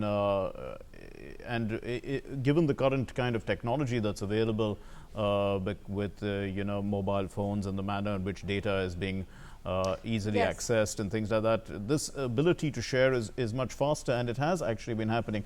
What more can be done? What more are you expecting in yes, terms of higher intelligence And sharing? adding to what Mark is saying, I mean, you talk about the nitty-gritties. I mean, you have a dossier of 2611 and Pakistan's alleged involvement in Pulwama terror attack. And I mean, do we really need United States to tell us that, yes, we are with you when it comes to pushing Pakistan to the wall or adding to Pakistan's international isolation? Because at the end of the day, for India, for us, the way we've been at the end of the terror and talking openly about it as far as Pak-sponsored terror is concerned, do we really need US to endorse that? No, I mean, Sakal, there are two things. One, they should stop asking us to exercise restraint. Whenever Yes.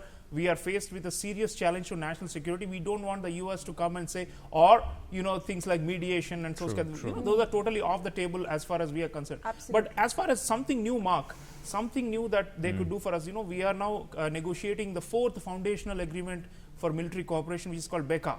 And this one is going to involve satellite-based navigation technology and sharing of imagery and videography and such things, which we have never done with any country before. So this is a higher level of strategic partnership.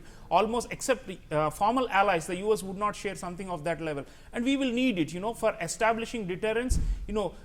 From the western border of Pakistan with Afghanistan, where they have been causing trouble and destabilizing that country, to the eastern side towards Kashmir and Punjab, our Punjab, we will need those, technical tools for better surveillance and monitoring and for pinpointed targeting. This is the era of precision guided warfare. We need to know exactly where the coordinates are, and because if it goes even 1 inch or this way or that way, there will be a outcry, and the Pakistanis again, like Balakot, they'll claim that nothing happened, although we did hit their targets. So the point is, we need those, and to that extent, if the US is willing to go that far, I think the US will not directly ever attack and take out a Masood Azhar or a Hafiz Saeed, because as far as they are concerned, as I said, they don't think these are global terrorists, even though they are, and they're UN designated terrorists. Yes. But that's where the narrow national interest comes in. So we should take whatever we can in terms of technical know-how and intelligence from the US, and then use our own means and So be we have wider self-reliant. convergence, except for economic convergence that since yesterday we've been discussing comprehensively about it. It is a bit of a challenge. Professor. Yeah, I just wanted to add to Professor that two things. One, I think if I remember correctly, after Pulwama, President Trump had said something like one more Pulwama and Pakistan is going to have it. That's something that he had said. That is one thing. And another issue which no one is talking about, it is not on the table because there is no deal regarding it. It doesn't come into the as a defense deal or a trade deal. The issue is the issue of Iran. Iran will continue to be a friction area, even though a limited friction area. And if you go back to the agreement, the civil nuclear deal that President Bush gave to India, one of the conditions of the deal was that, and I have a copy, I downloaded it, I have a copy of that deal, that if America moves militarily against Iran at some point of time, India will not object to it. Okay. That is, that was given. Why was that condition put? It was put because India is perceived to be sufficiently close to Iran. At a personal level, I believe that General Soleimani should not have been killed, because his murder, if I may use the term, the taking out of General Soleimani has actually weakened the war against the ISIS. And India, of course, did not take a very strong stand regarding that. I don't know why. because that agreement. It was an act of war, isn't it, in a sense? And if you say that we are bound by the agreement that we have signed, then that we maintain neutrality. Yeah, I don't know whether India has kept that in mind and kept quiet, or has kept quiet for some other reason. But India should have taken a stand, some way or the other, with regard to the killing of General Soleimani. All right, Sriram, you want to comment on that? Yeah, how consequential is that going to be? No, I agree that Iran, we have a special relationship because it's enabling us to have access to Central Asia through Chabahar, and frankly, Iran has never really harmed Indian national security interests. Some of their proxies may be challenging U.S. allies like Israel and Saudi Arabia in the Middle East, but not us at all. There is no Shia extremism that is a threat to India. Our, the radical Islamic terrorism that Trump keeps talking about, and he mentioned that yesterday in Motera also, they usually bracket Iran as part of it, but our understanding is more sophisticated. We know the division between Shia and Sunni, in the region, and with Iran we want to cooperate. We need access, because we don't have direct land access to Afghanistan. We need Iran via Chabahar and the Arabian Sea. So I think we would want Iran to actually, frankly, we should not. I don't think we should raise it today. But is it of any consequence when it comes to the current engagements and the current gamut of dialogue process? And because in few hours from now we'll have more clarity. But is it really that tight rope to walk for India? We're talking about Iran in our case, and Pakistan in case of United States. Yeah, Sakal, look, we have stopped buying or reduced our purchase of Iranian oil because of the US sanctions and the non-availability of insurance and finance. This happened even during Obama administration, and the US itself is coming in now as a larger supplier of oil and gas for us, and we have now bought up to $6 billion of US energy supplies in the last couple of years. So Trump wants more energy access to India, and we are also on the lookout for substitutes, because most of the world, barring China to some extent, has been moving away from Iranian oil. So there is an adjustment there, and Trump administration knows about it. But the Trump administration also knows that we have our own geopolitical compulsions. This is a very sophisticated relationship, Sakal.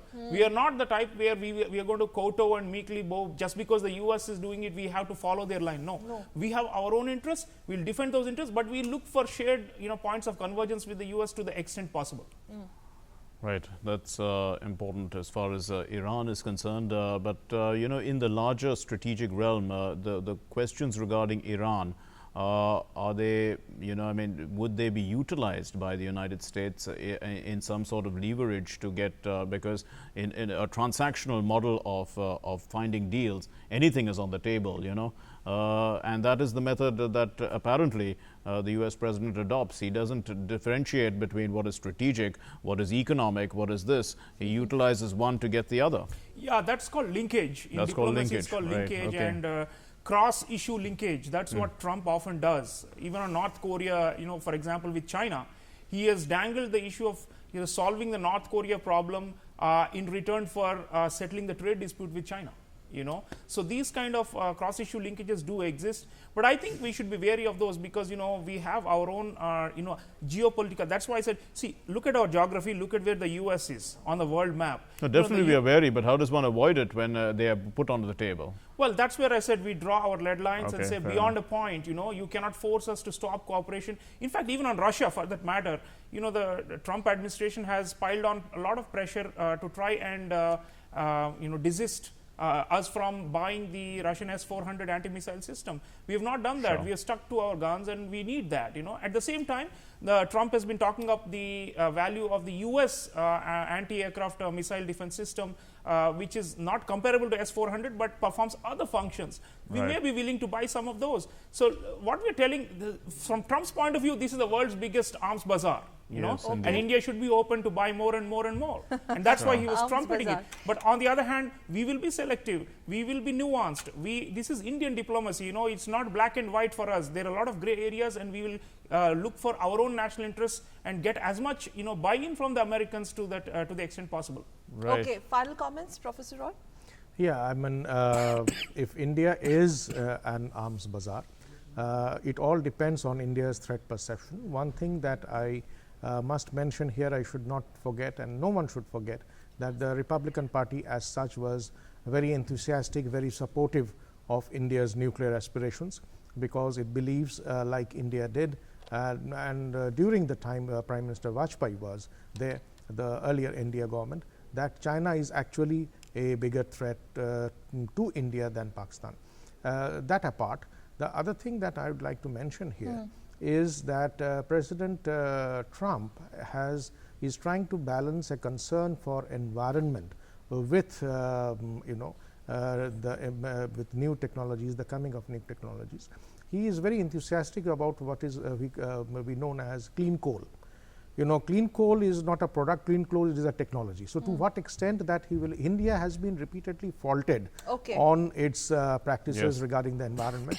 To what extent he will bring these up today or later, that we don't know. We'll have to quickly wrap up this part of the discussion here on our special broadcast and global coverage of Namaste Trump. Thank you very much, gentlemen. In fact, in a very, very short breather, we will be joined by Munmun and Ramesh Ramachandran will be taking ahead with this biggest story of the day. Stay tuned, don't go away, stay tuned to DD India.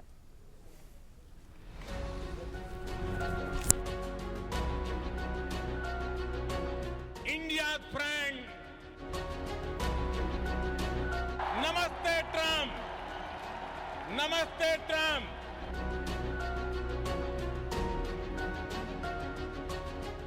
Namaste. Namaste.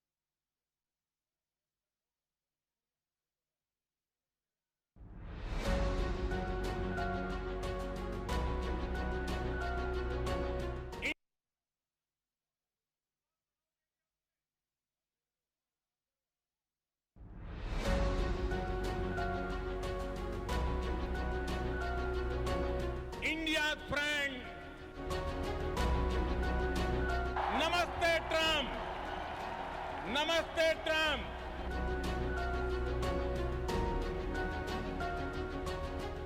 Namaste. Namaste.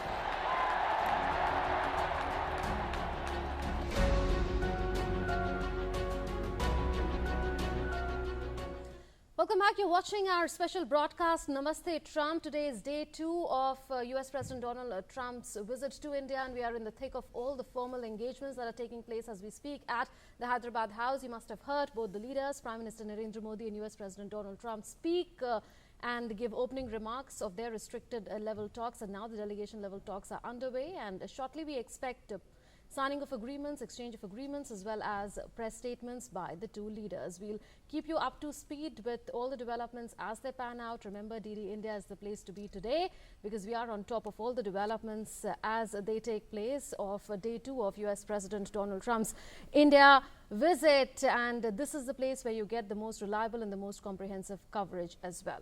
I'm Munmun Bhattacharya, and with me is my colleague Ramesh Ramachandran. Thank you, Munmun. Viewers, you're watching the continuous coverage here on DD India of President Trump's visit to India. Today is day 2, as Munmun said, and we are standing by for the signing of the agreements, followed by the joint press statement by the two principals, President Trump and Prime Minister Modi. We'll get you the live feed from Hyderabad House momentarily. But if I can bring in our guests back in the discussion in the studio, we have Professor with us, Dr. Sriram Cholia, to talk us through the main likely outcomes of the Trump-Modi talks in New Delhi. Professor, if I can come to you now, your thoughts on the likely outcomes of the delegation-level talks and what might be in it for both the US and India. Yeah, Ramesh, some of the nitty-gritty, I mean, we know that there's going to be an agreement on intellectual property rights. There's going to be one on homeland security protection. I think these are significant because the US has been complaining for a long time, not just under Trump administration, but for many, many years that, there's not enough copyright protection for their, products and services in India, and that there's rampant piracy. So I think we have, our own legislative process and our own policing under Modi Sarkar. We have improved significantly. Right, Professor, if you can we'll interrupt you there. The President and I are grateful to be guests for a beautiful country and to have received such a warm reception during our time here. I learned that your school's name, Sarvodaya, means prosperity for all. As I walked around, I was able to see how the concept exists in curriculum, in the leadership of the teachers, and in the spirit of enthusiasm of the students. A short while ago, I visited a classroom and observed its happiness curriculum. It is very inspiring to me that the students here begin each day by participating mindfulness. From mindful breathing, telling a story to a friend, listening to another classmate, or simply connecting with nature, I cannot think of a better way for all of us to start our day.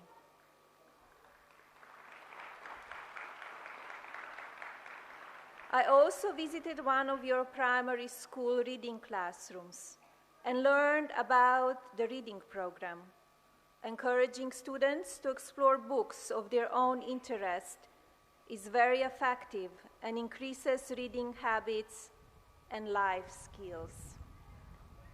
Back home in the United States, I work with children like you to promote similar ideas of well-being through my Be Best initiative. The 3 pillars of Be Best include the dangers of drug abuse, the importance of online safety, and the overall well-being of children.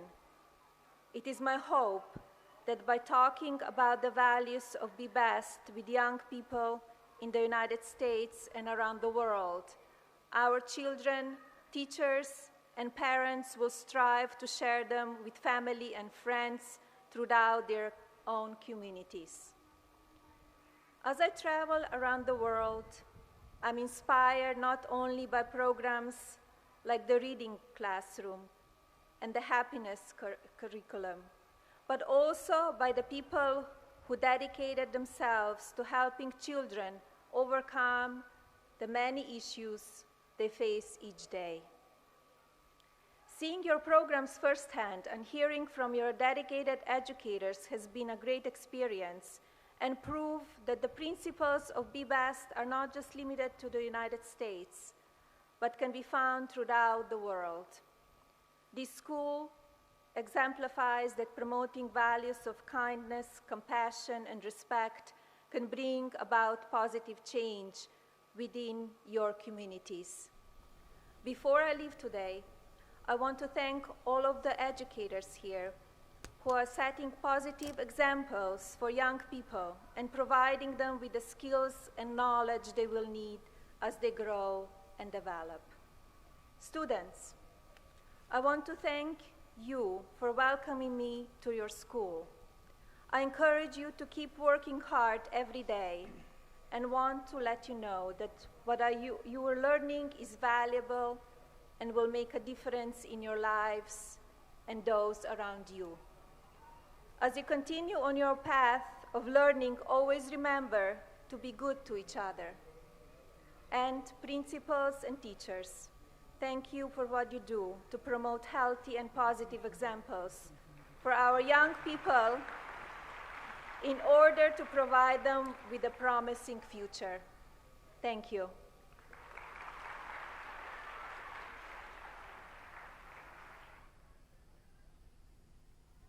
So you saw United States First Lady Melania Trump speak at the Sarvodaya School in Nanakpura, Delhi in Moti Bagh area, and she spoke about her experience watching children during a happiness class at a government school. She also said that she attended a reading program also of a primary class, and she spoke about the importance of values, and she urged children to be good to each other, to become good citizens. She spoke about the importance of values as these children grow up, and she said that I encourage to keep working hard every day. She said she learned about the reading program at the primary school, and she said it's quite inspiring to see students at the happiness class connecting with nature and being mindful at the same time.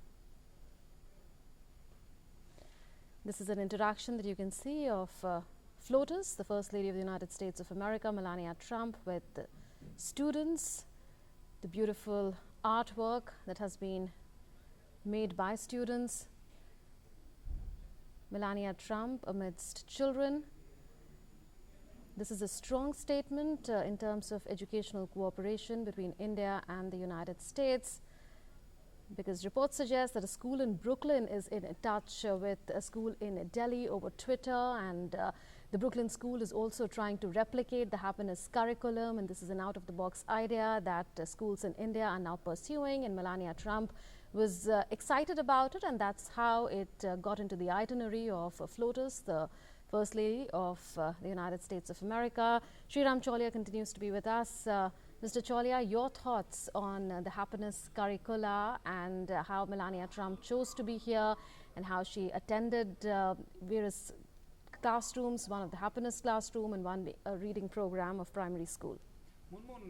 Traditionally, the educational ideas have flowed from global north to global south, and we have been inspired by the American, example of their universities, and we have tried to emulate that here, because they do lead in higher education.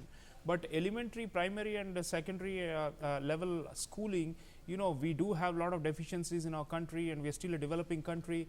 But it seems like there are some innovations that that the Americans could emulate from us, and it's very modest on the part of First Lady of the United States to think about how our curricular innovations could then be adopted back in the US, because it's a two-way transfer.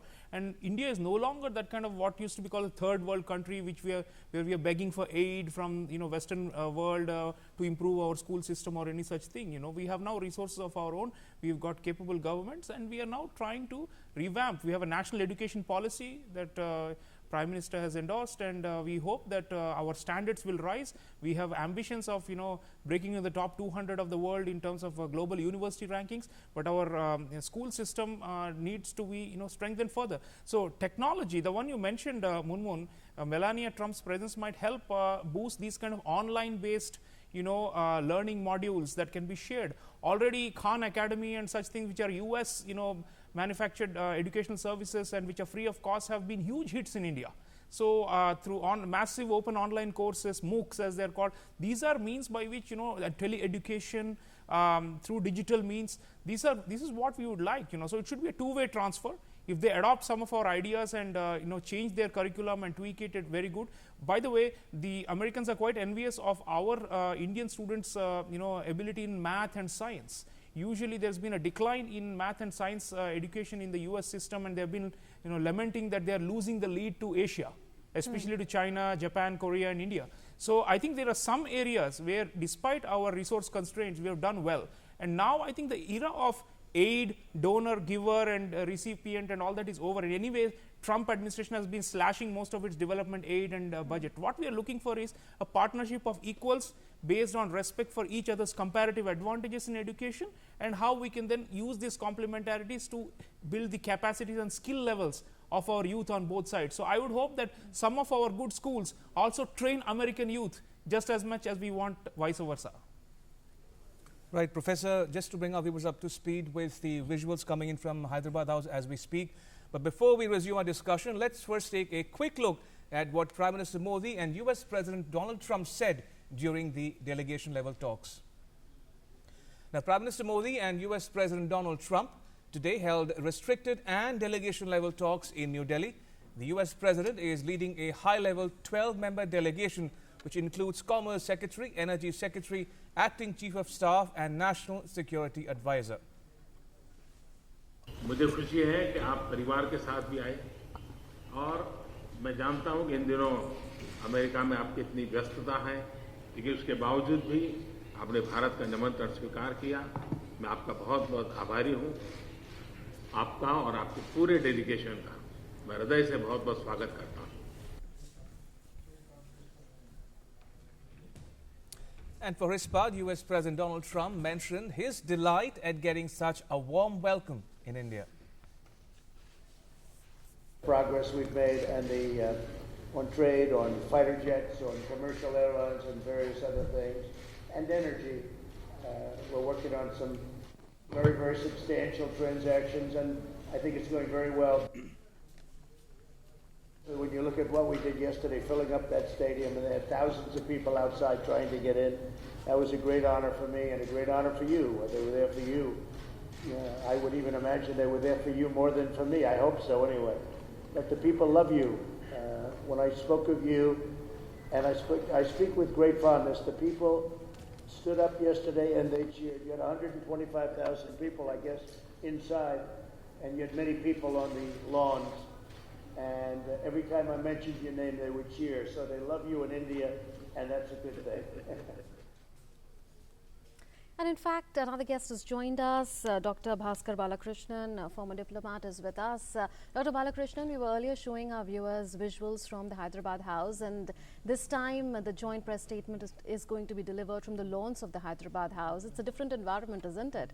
One can breathe easy there, it seems. Your thoughts, I mean, I don't know whether you've seen this, but this is how it looks. And at the Hyderabad House lawns, we are looking at various cabinet ministers. There's Dharmendra Pradhan, there's Piyush Goyal as well, and now we are all waiting for that joint press statement to be read out. Yes, it's certainly a very picturesque setting, and taking advantage of good weather to have the joint statement delivered in that environment. And of course, there's a lot of expectation of what is going to be in that joint statement. On both sides. I think the sectors of defense, energy and aerospace are the very hot sectors. We can expect win-win deals in all these sectors, and that will also help to balance the trade to some extent, merchandise trade. So we'll have to see what comes out of it. On the strategic side, there are commonalities, and of course there is the background of the Afghanistan developments in Afghanistan, which for which the Americans are very much interested in reducing their military presence, boots on the ground, and restoring peace to that country. But there are a lot of difficulties along that road. Oh, and absolutely. it's a matter of concern to India as well, because we don't want Afghanistan to become a hotbed of terrorism and support to Al-Qaeda and ISIS once again. It's also a threat to the whole of Central Asia and also to China if that happens. Indeed, if I can bring you in, Professor, as Ambassador Balakrishnan mentioned, the India-US ties is one of global strategic partnerships where expectedly regional issues can be expected to figure in their discussion as well as in the joint press statement and the joint statement itself. Issues such as Afghanistan and the Indo-Pacific. Your thoughts on the big takeaways from that perspective? Yes, Ramesh, when we say this is a strategic partnership, the implication is that two countries are coming together to have an impact on third or fourth or fifth countries. Right. Otherwise, it's purely a bilateral thing. It doesn't affect the rest of the world. And the Prime Minister was very clear, in his remarks yesterday in Motera in Ahmedabad, where he said that हम long term vision के साथ चलते हैं बजाय short term goals के. Right. And that is a very clear indication. This is what India wants. I mean, the problem with Trump has been that he has looked at shorter term gains because he's got an election coming up. So and he's looking at the next decade, yeah, so to speak. Yeah. So we have actually a longer term vision on this, and we are treating this visit as part of a chain of events that starting from Bill Clinton in 2000. So I think we are in a way a very steady and stable and predictable partner here. Trump brought in a lot of unpredictability, but I think this visit hopefully should get him on board, because the bureaucracies of the two sides are very clear that this is a pivotal relationship for the balance of power in Asia, for stabilizing Afghanistan. And Professor, we are getting the first visuals of the two leaders, Prime Minister Modi and President Trump, walk out of Hyderabad House for the signing of agreement ceremony, followed by their joint press statement. These are live visuals coming to viewers from the Hyderabad House in New Delhi. History is going to be made, just like Prime Minister Narendra Modi said, and this is going to be a new chapter in India-US strategic partnership.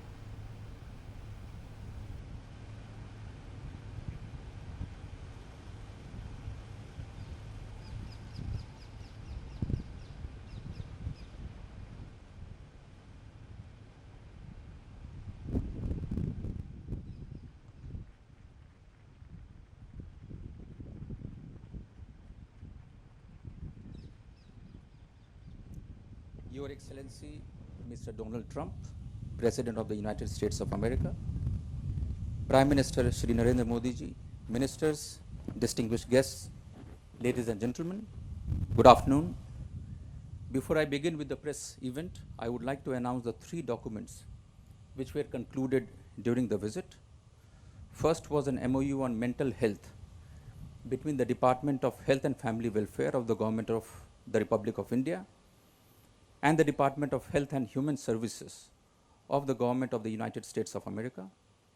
Second was an MOU on the safety of medical products between the Central Drugs Standard Control Organization within the Directorate General of Health Services of the Ministry of Health and Family Welfare of the Republic of India and the Food and Drug Administration of the Department of Health and Human Services of the United States of America. And finally, a letter of cooperation between Indian Oil Corporation Limited and ExxonMobil India LNG Limited and Chart Industries Incorporation. I now begin the proceedings for the press event. To begin, may I request the Honorable Prime Minister of India, Shri Narendra Modi ji, to deliver his statement to the press. मेरे मित्र My friend और America के राष्ट्रपति and President of the United States, Donald Trump, Donald Trump, अमेरिकी delegation के सम्मानित respected सदस्यगण, members of the American delegation, ladies and gentlemen, ladies and gentlemen, नमस्ते। good afternoon. राष्ट्रपति Trump और उनके डेलीगेशन का भारत में एक बार फिर हार्दिक स्वागत है।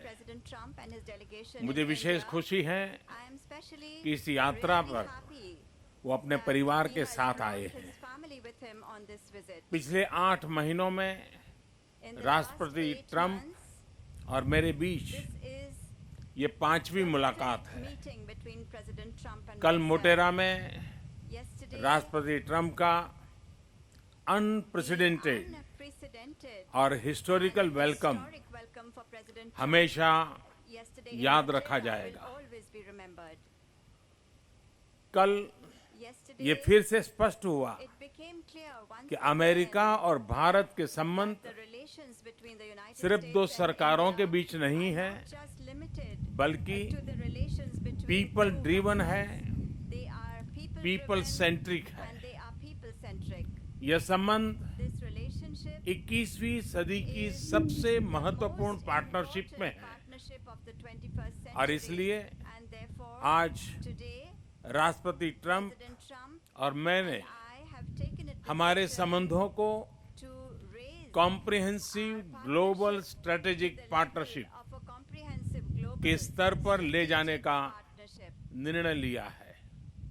संबंधों को इस मुकाम तक लाने में राष्ट्रपति ट्रंप का अमूल्य योगदान रहा है। फ्रेंड्स, आज हमारी चर्चा में हमने इस पार्टनरशिप के हर अहम पहलू पर सकारात्मक विचार किया, चाहे वो डिफेंस एंड सिक्योरिटी हो, एनर्जी स्ट्रेटेजिक पार्टनरशिप हो, टेक्नोलॉजी कोऑपरेशन हो, ग्लोबल कनेक्टिविटी हो, ट्रेड रिलेशंस हो या फिर पीपल टू पीपल टाइज।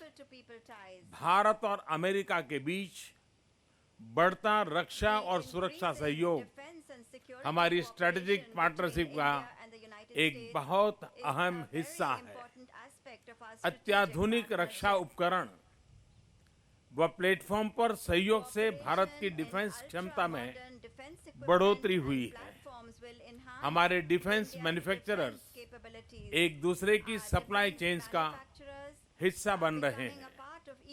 भारतीय फोर्सेस आज सबसे अधिक ट्रेनिंग एक्सरसाइज यूएसए के फोर्सेस के साथ कर रही है। पिछले कुछ सालों में हमारी सेनाओं के बीच इंटर ऑपरेबिलिटी में अनप्रेसिडेंटेड वृद्धि हुई है। फ्रेंड्स, इसी तरह हम अपने होमलैंड्स की सुरक्षा और अंतर्राष्ट्रीय अपराध से लड़ने के लिए भी सहयोग बढ़ा रहे हैं। आज होमलैंड सिक्योरिटी पर हुए निर्णय से इस सहयोग को और बल मिलेगा। आतंक के समर्थकों को जिम्मेदार ठहराने के लिए आज हमने अपने प्रयासों को और बढ़ाने का निश्चय किया है। प्रेसिडेंट ट्रंप ने ड्रग्स और ओपियोइड क्राइसिस से लड़ाई को प्राथमिकता दी है। आज हमारे बीच ड्रग ट्रैफिकिंग, नार्को टेररिज्म और ऑर्गेनाइज्ड क्राइम जैसी गंभीर समस्याओं के बारे में एक नए मैकेनिज्म पर भी सहमति हुई है। फ्रेंड्स, कुछ ही समय पहले स्थापित हमारी स्ट्रेटेजिक एनर्जी पार्टनरशिप सुदृढ़ होती जा रही है और इस क्षेत्र में आपसी निवेश बढ़ा है।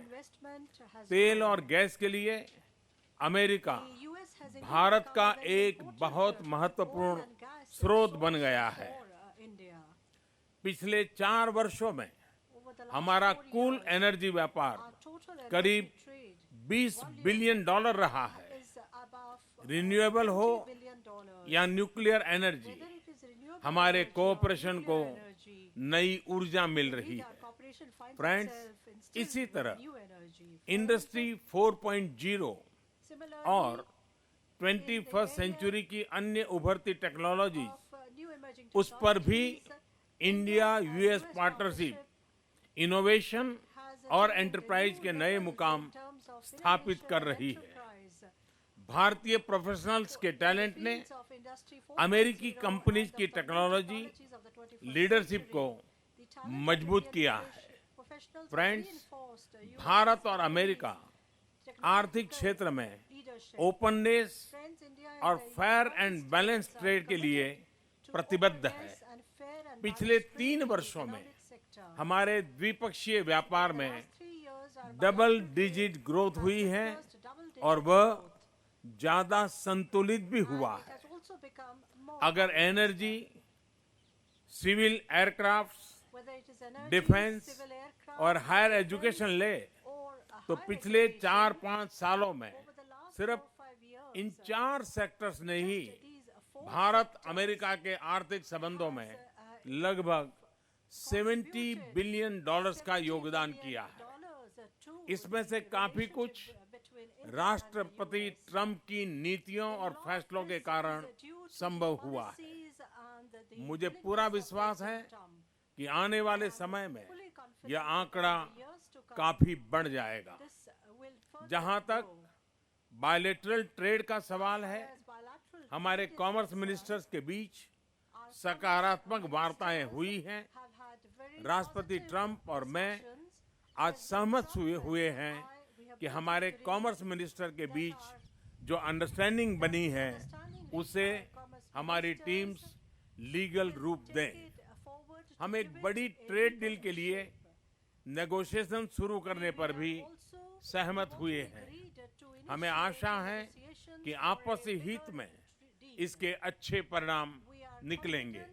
फ्रेंड्स, वैश्विक स्तर पर भारत और अमेरिका का सहयोग हमारे समान लोकतांत्रिक मूल्यों और उद्देश्यों पर आधारित है। खासकर इंडो पैसिफिक और ग्लोबल कॉमन्स में रूल बेस्ड इंटरनेशनल ऑर्डर के लिए यह सहयोग विशेष महत्व रखता है।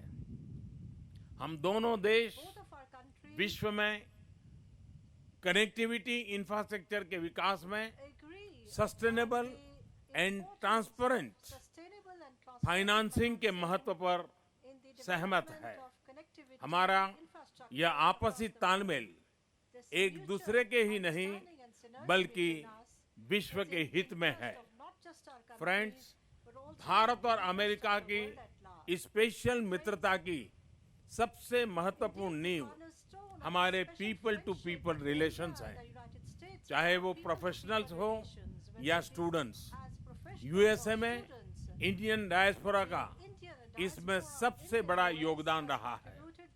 भारत के ये एम्बेसडर्स न सिर्फ अपने टैलेंट और परिश्रम से यूएसए की अर्थव्यवस्था में कंट्रीब्यूट कर रहे हैं, बल्कि अपने डेमोक्रेटिक वैल्यूज और समृद्ध कल्चर से अमेरिकन सोसाइटी को भी एनरिच कर रहे हैं। मैंने राष्ट्रपति ट्रंप से अनुरोध किया है कि हमारे प्रोफेशनल्स के सोशल सिक्योरिटी कंट्रीब्यूशन पर टोटलाइजेशन एग्रीमेंट को दोनों पक्ष चर्चा आगे बढ़ाएं। यह आपसी हित में होगा। फ्रेंड्स, इन सभी आयामों में हमारे रिश्तों को और मजबूत बनाने में राष्ट्रपति ट्रंप की ये यात्रा ने ऐतिहासिक भूमिका निभाई है। एक बार फिर मैं प्रेसिडेंट ट्रंप को भारत आने के लिए और भारत अमेरिका संबंधों को नई ऊंचाई पर पहुंचाने के लिए हार्दिक धन्यवाद देता हूं। Thank you.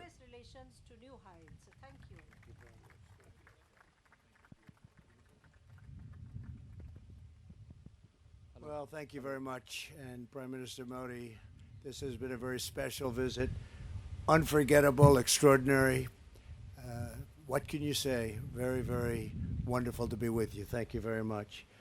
And Melania and I have been awed by the majesty of India and the exceptional kindness and generosity of the Indian people. We'll always remember the magnificent welcome the citizens of your home state showed us upon arrival. It was a profound expression of strength and of real love. Really, it was love. And I think everybody saw that, everybody witnessed that for themselves. The First Lady and I also reflected on the memory of Mahatma Gandhi at his ashram, and this morning in Delhi we laid a wreath in his honor. We visited one of your nation's most stunning cultural treasures, the world-famous Taj Mahal, and we look forward to continuing our visit tonight during a wonderful state banquet with President Kovind at the Presidential Palace. I know Prime Minister Modi will agree that this has been a very productive visit for both of our countries.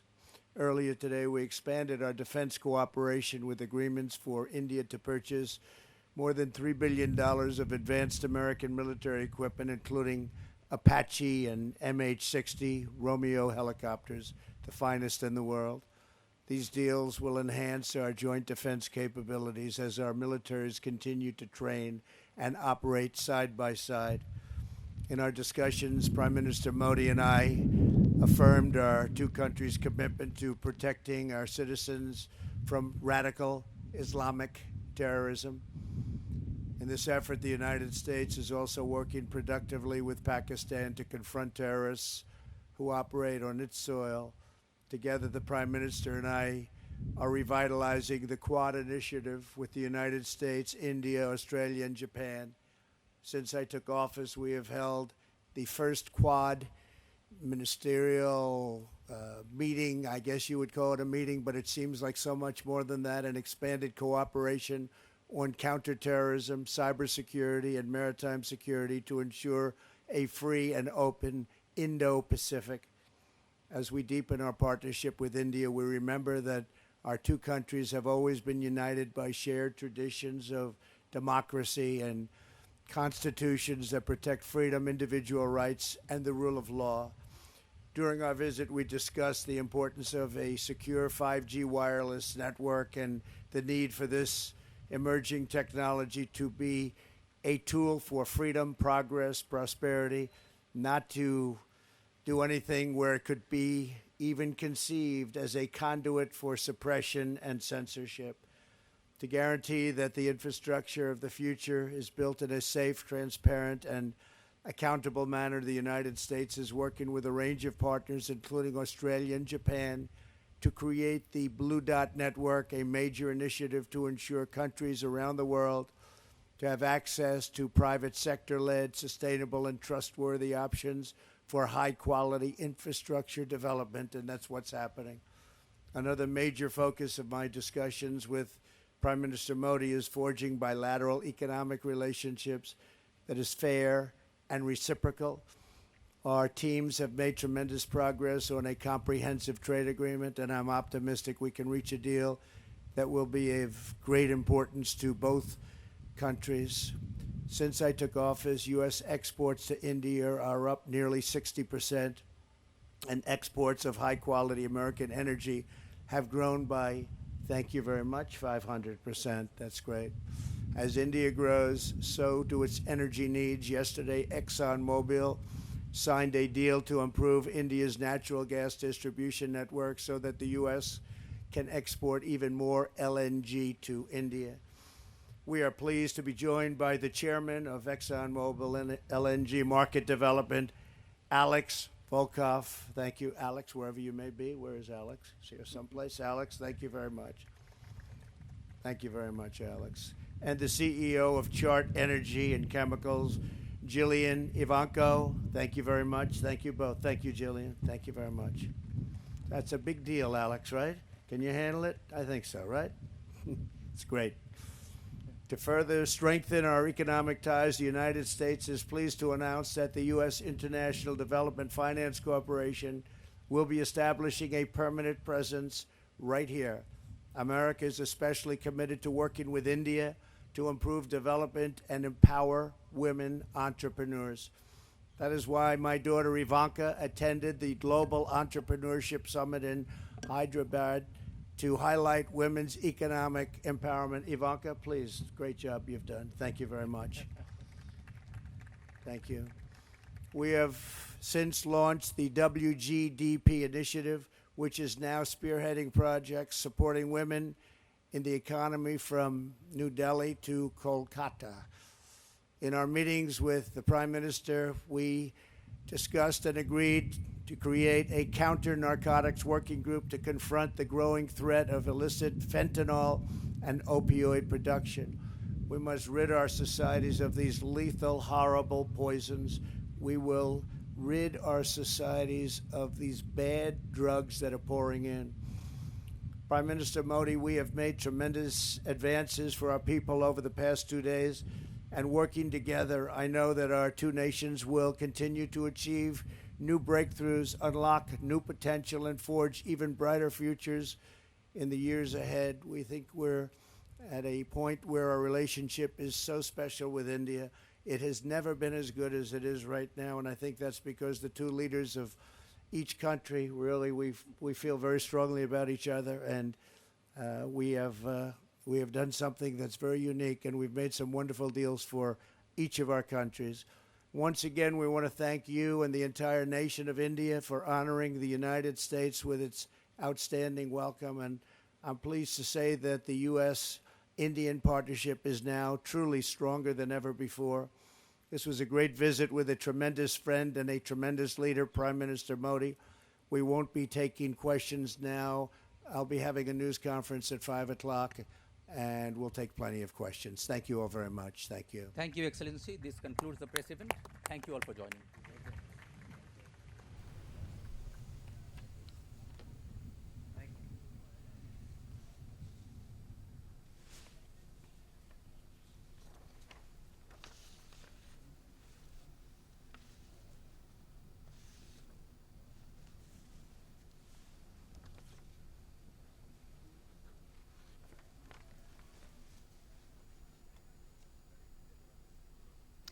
So 3 MOUs have been announced ahead of the joint press statement. One is on mental health, the second being on safety of medical products in the food and drugs domain, and the third being one in terms of energy cooperation, a letter of cooperation between IOC and ExxonMobil. And a big announcement has been made. Prime Minister Narendra Modi announced that India and the United States have decided to upgrade their relationship to a comprehensive global strategic partnership, which means that this strategic partnership is now going to have even more heft.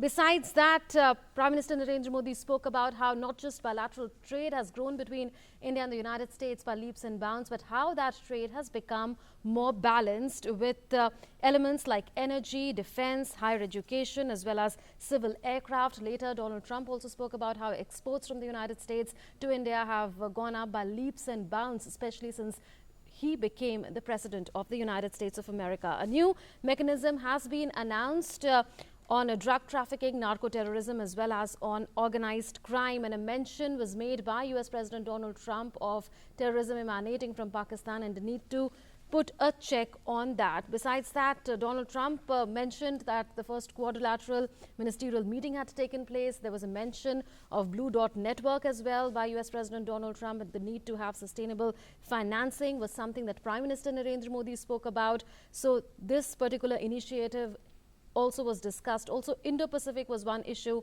that was discussed in the context of the first Quad ministerial meeting that Donald Trump spoke about. So a huge array of issues were discussed during this meeting, and very importantly, considering the issue of movement of professionals from India to the United States, it has also been requested by Prime Minister Narendra Modi that talks should move forward on a totalization agreement for social security. In the context of bilateral trade, Prime Minister Narendra Modi said that the commerce ministers of India and the United States have already met, and we've agreed to have an understanding that moves on to a legal route. He said that we've agreed to start talks on a major trade deal that is mutually beneficial. So those are the highlights of the press statements. And later we heard the US President Donald Trump say that he'll be addressing a joint press conference. In fact, a press conference. He'll be addressing a press conference at around 5 this evening. Indeed. And Munmun, if I can just talk about what President Trump said in his intervention there in the joint press statement alongside Prime Minister Modi. President Trump spoke about a $3 billion defense deal with India. That's point number one. He spoke about how the US wants Pakistan to confront terrorism operating from its soil. He spoke about how the Quad, comprising India, US, Japan and Australia, had been revived in the Indo-Pacific region. He spoke about 5G, saying that it should not become a conduit for suppression, and said that India, Japan and the US are collaborating on the Blue Dot initiative as a counter to China's Belt and Road Initiative. All right, we have three very special guests in the studio to walk us through the main takeaways from the joint press statements by President Trump and Prime Minister Modi. If I can start from my extreme left, Ambassador Manjeev Puri, who is just demitted office as India's ambassador to Nepal. We have Ambassador Bhaskar Balakrishnan and Professor Sriram Cholia, who will talk to us about the outcomes of the India-US talks that just concluded in New Delhi. If I can start with you, Ambassador Puri, your sense of the big takeaways from that joint press statement that we just heard from President Trump and Prime Minister Modi. In your estimation, what are the highlights of those two statements there? Thank you. I think there are a number of highlights, but let me underscore what to me is the critical aspect, which is the upgrading of the status of the bilateral relationship. Look, let's clearly understand that the two prime ministers having met so many times and these two bilateral interactions taking place literally back to back in the last few months, and that too in this large scale, has underscored, in my opinion, one central point, that India has started counting as far as the United States calculus is concerned. Therefore, as we are upgraded to a much higher level of a bilateral relationship, all other elements will fall in place. I'll leave it at that. I'm sure the others would contribute. Sure. But obviously, security relationships are extremely important, and geopolitics also plays its role in it. Indeed. Ambassador Balakrishnan, would you want to weigh in on your take on the joint press statements? Yes, I think there has been a problem with the trade imbalance with the US. That has slowly moved towards a more balanced position over the years, as US has become a major energy exporter. And that is an area where India needs oil and gas. Right. So that is automatically helping to balance the trade. At the same time, we are diversifying away from dependence on Russia and moving towards more military purchases from the US. So US defense, the helicopters were mentioned, Apache helicopters and Seahawk helicopters. So those are very urgently needed for our Navy, 36 helicopters. So that is again an area of defense purchases. And Prime Minister mentioned that the companies on both sides, their value chains are getting intermeshed. Of course, the US has to do some work. They have a very nightmarish complex of export controls in dual-use products. So they have to do their homework in simplifying the export control systems and making it easier for people to import their defense-related products.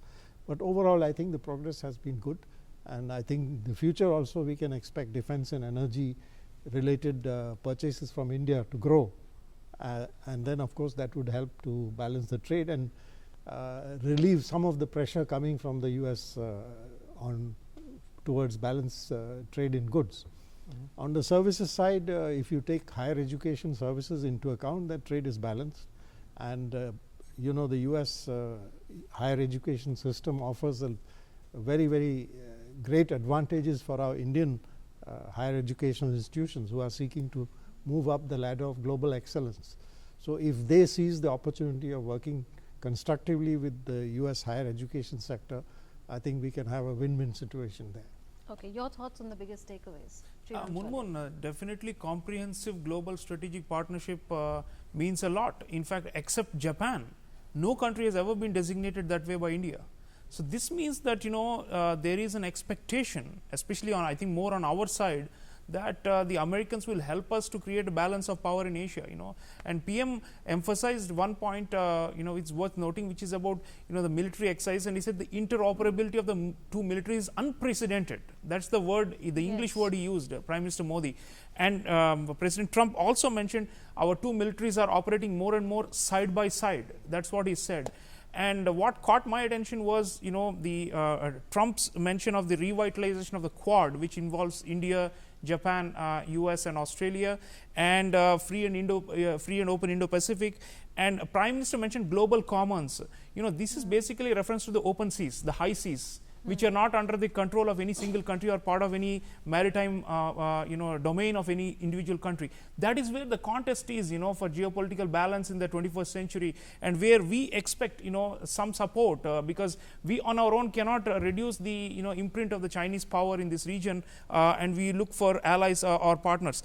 Rules based international order, that's the other thing that caught my mind. Prime Minister was very clear about it. And here it's again a clear geopolitical construct. When we say that, we mean that there should be no blockage of the crucial waterways, of the choke points that are so significant, especially in our area, in our region, in the Indo-Pacific, is the Straits of Malacca and such places where the Chinese Navy has been expanding. So I think we are very clear about our strategic goals.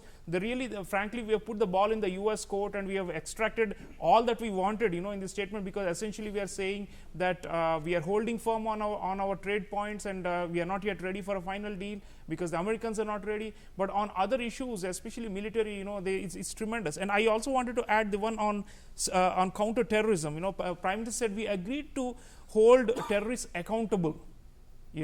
And that is a significant. I would hope that maybe this means that there's some kind of a new effort at legal, proceedings, for example, that could be taken up in U.S. courts or in international bodies that can further add to pressure and shaming of this rogue state to our west, and which has been promoting, terrorism left, right, and center. So there are, of course, also military and counterintelligence means by which we would like to target these terrorists. The homeland security, Munmun, that was mentioned by Prime Minister, that this is an area on which we are agreeing and we are going to sign. So I think these are areas which involve border protection, coastal, protection, maritime. So apart from the others, as pointed out by co-panelists, I think the geopolitical direction is looking clearer now, because when Trump came into power, there were lots of questions, and even now, for that matter, the Quad, he said we have revitalized. He said, ministerial sounds like a small thing, but now we have ramped it up to a different level. But with Trump, the question is, will he go beyond bilaterals?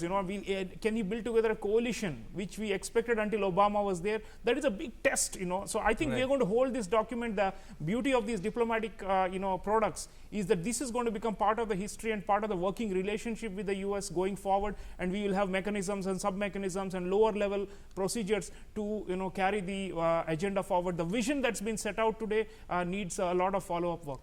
Ambassador Puri, you've served in Nepal, and Nepal, like some of India's other neighbors, have signed up to China's Belt and Road Initiative. There are concerns in New Delhi on that count.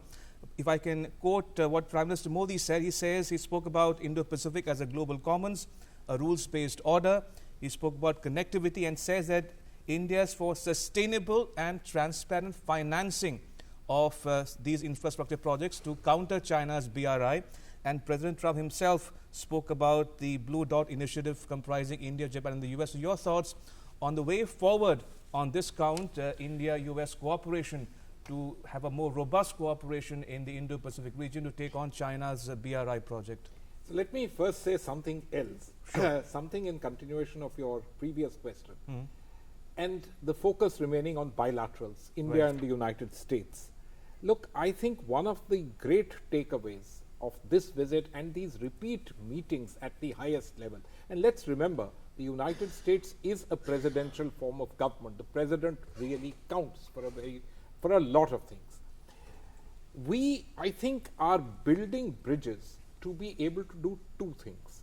One, in the United States, which is a hegemonic power and which acts domestically, including internationally, we are trying to build some space to be able to get some leeway, some concessions, some buyouts for India. That's extremely important for us, the way we are.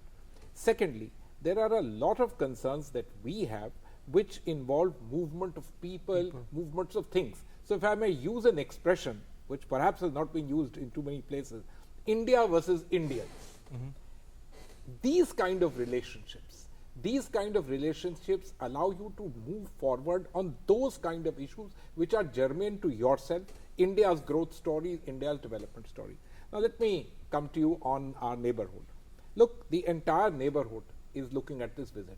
They have always looked at these visits. If I may just point out, every single Pakistani newspaper headlined a small thing which was actually mentioned in the different context that they are a problem and that we need to get them in. Others may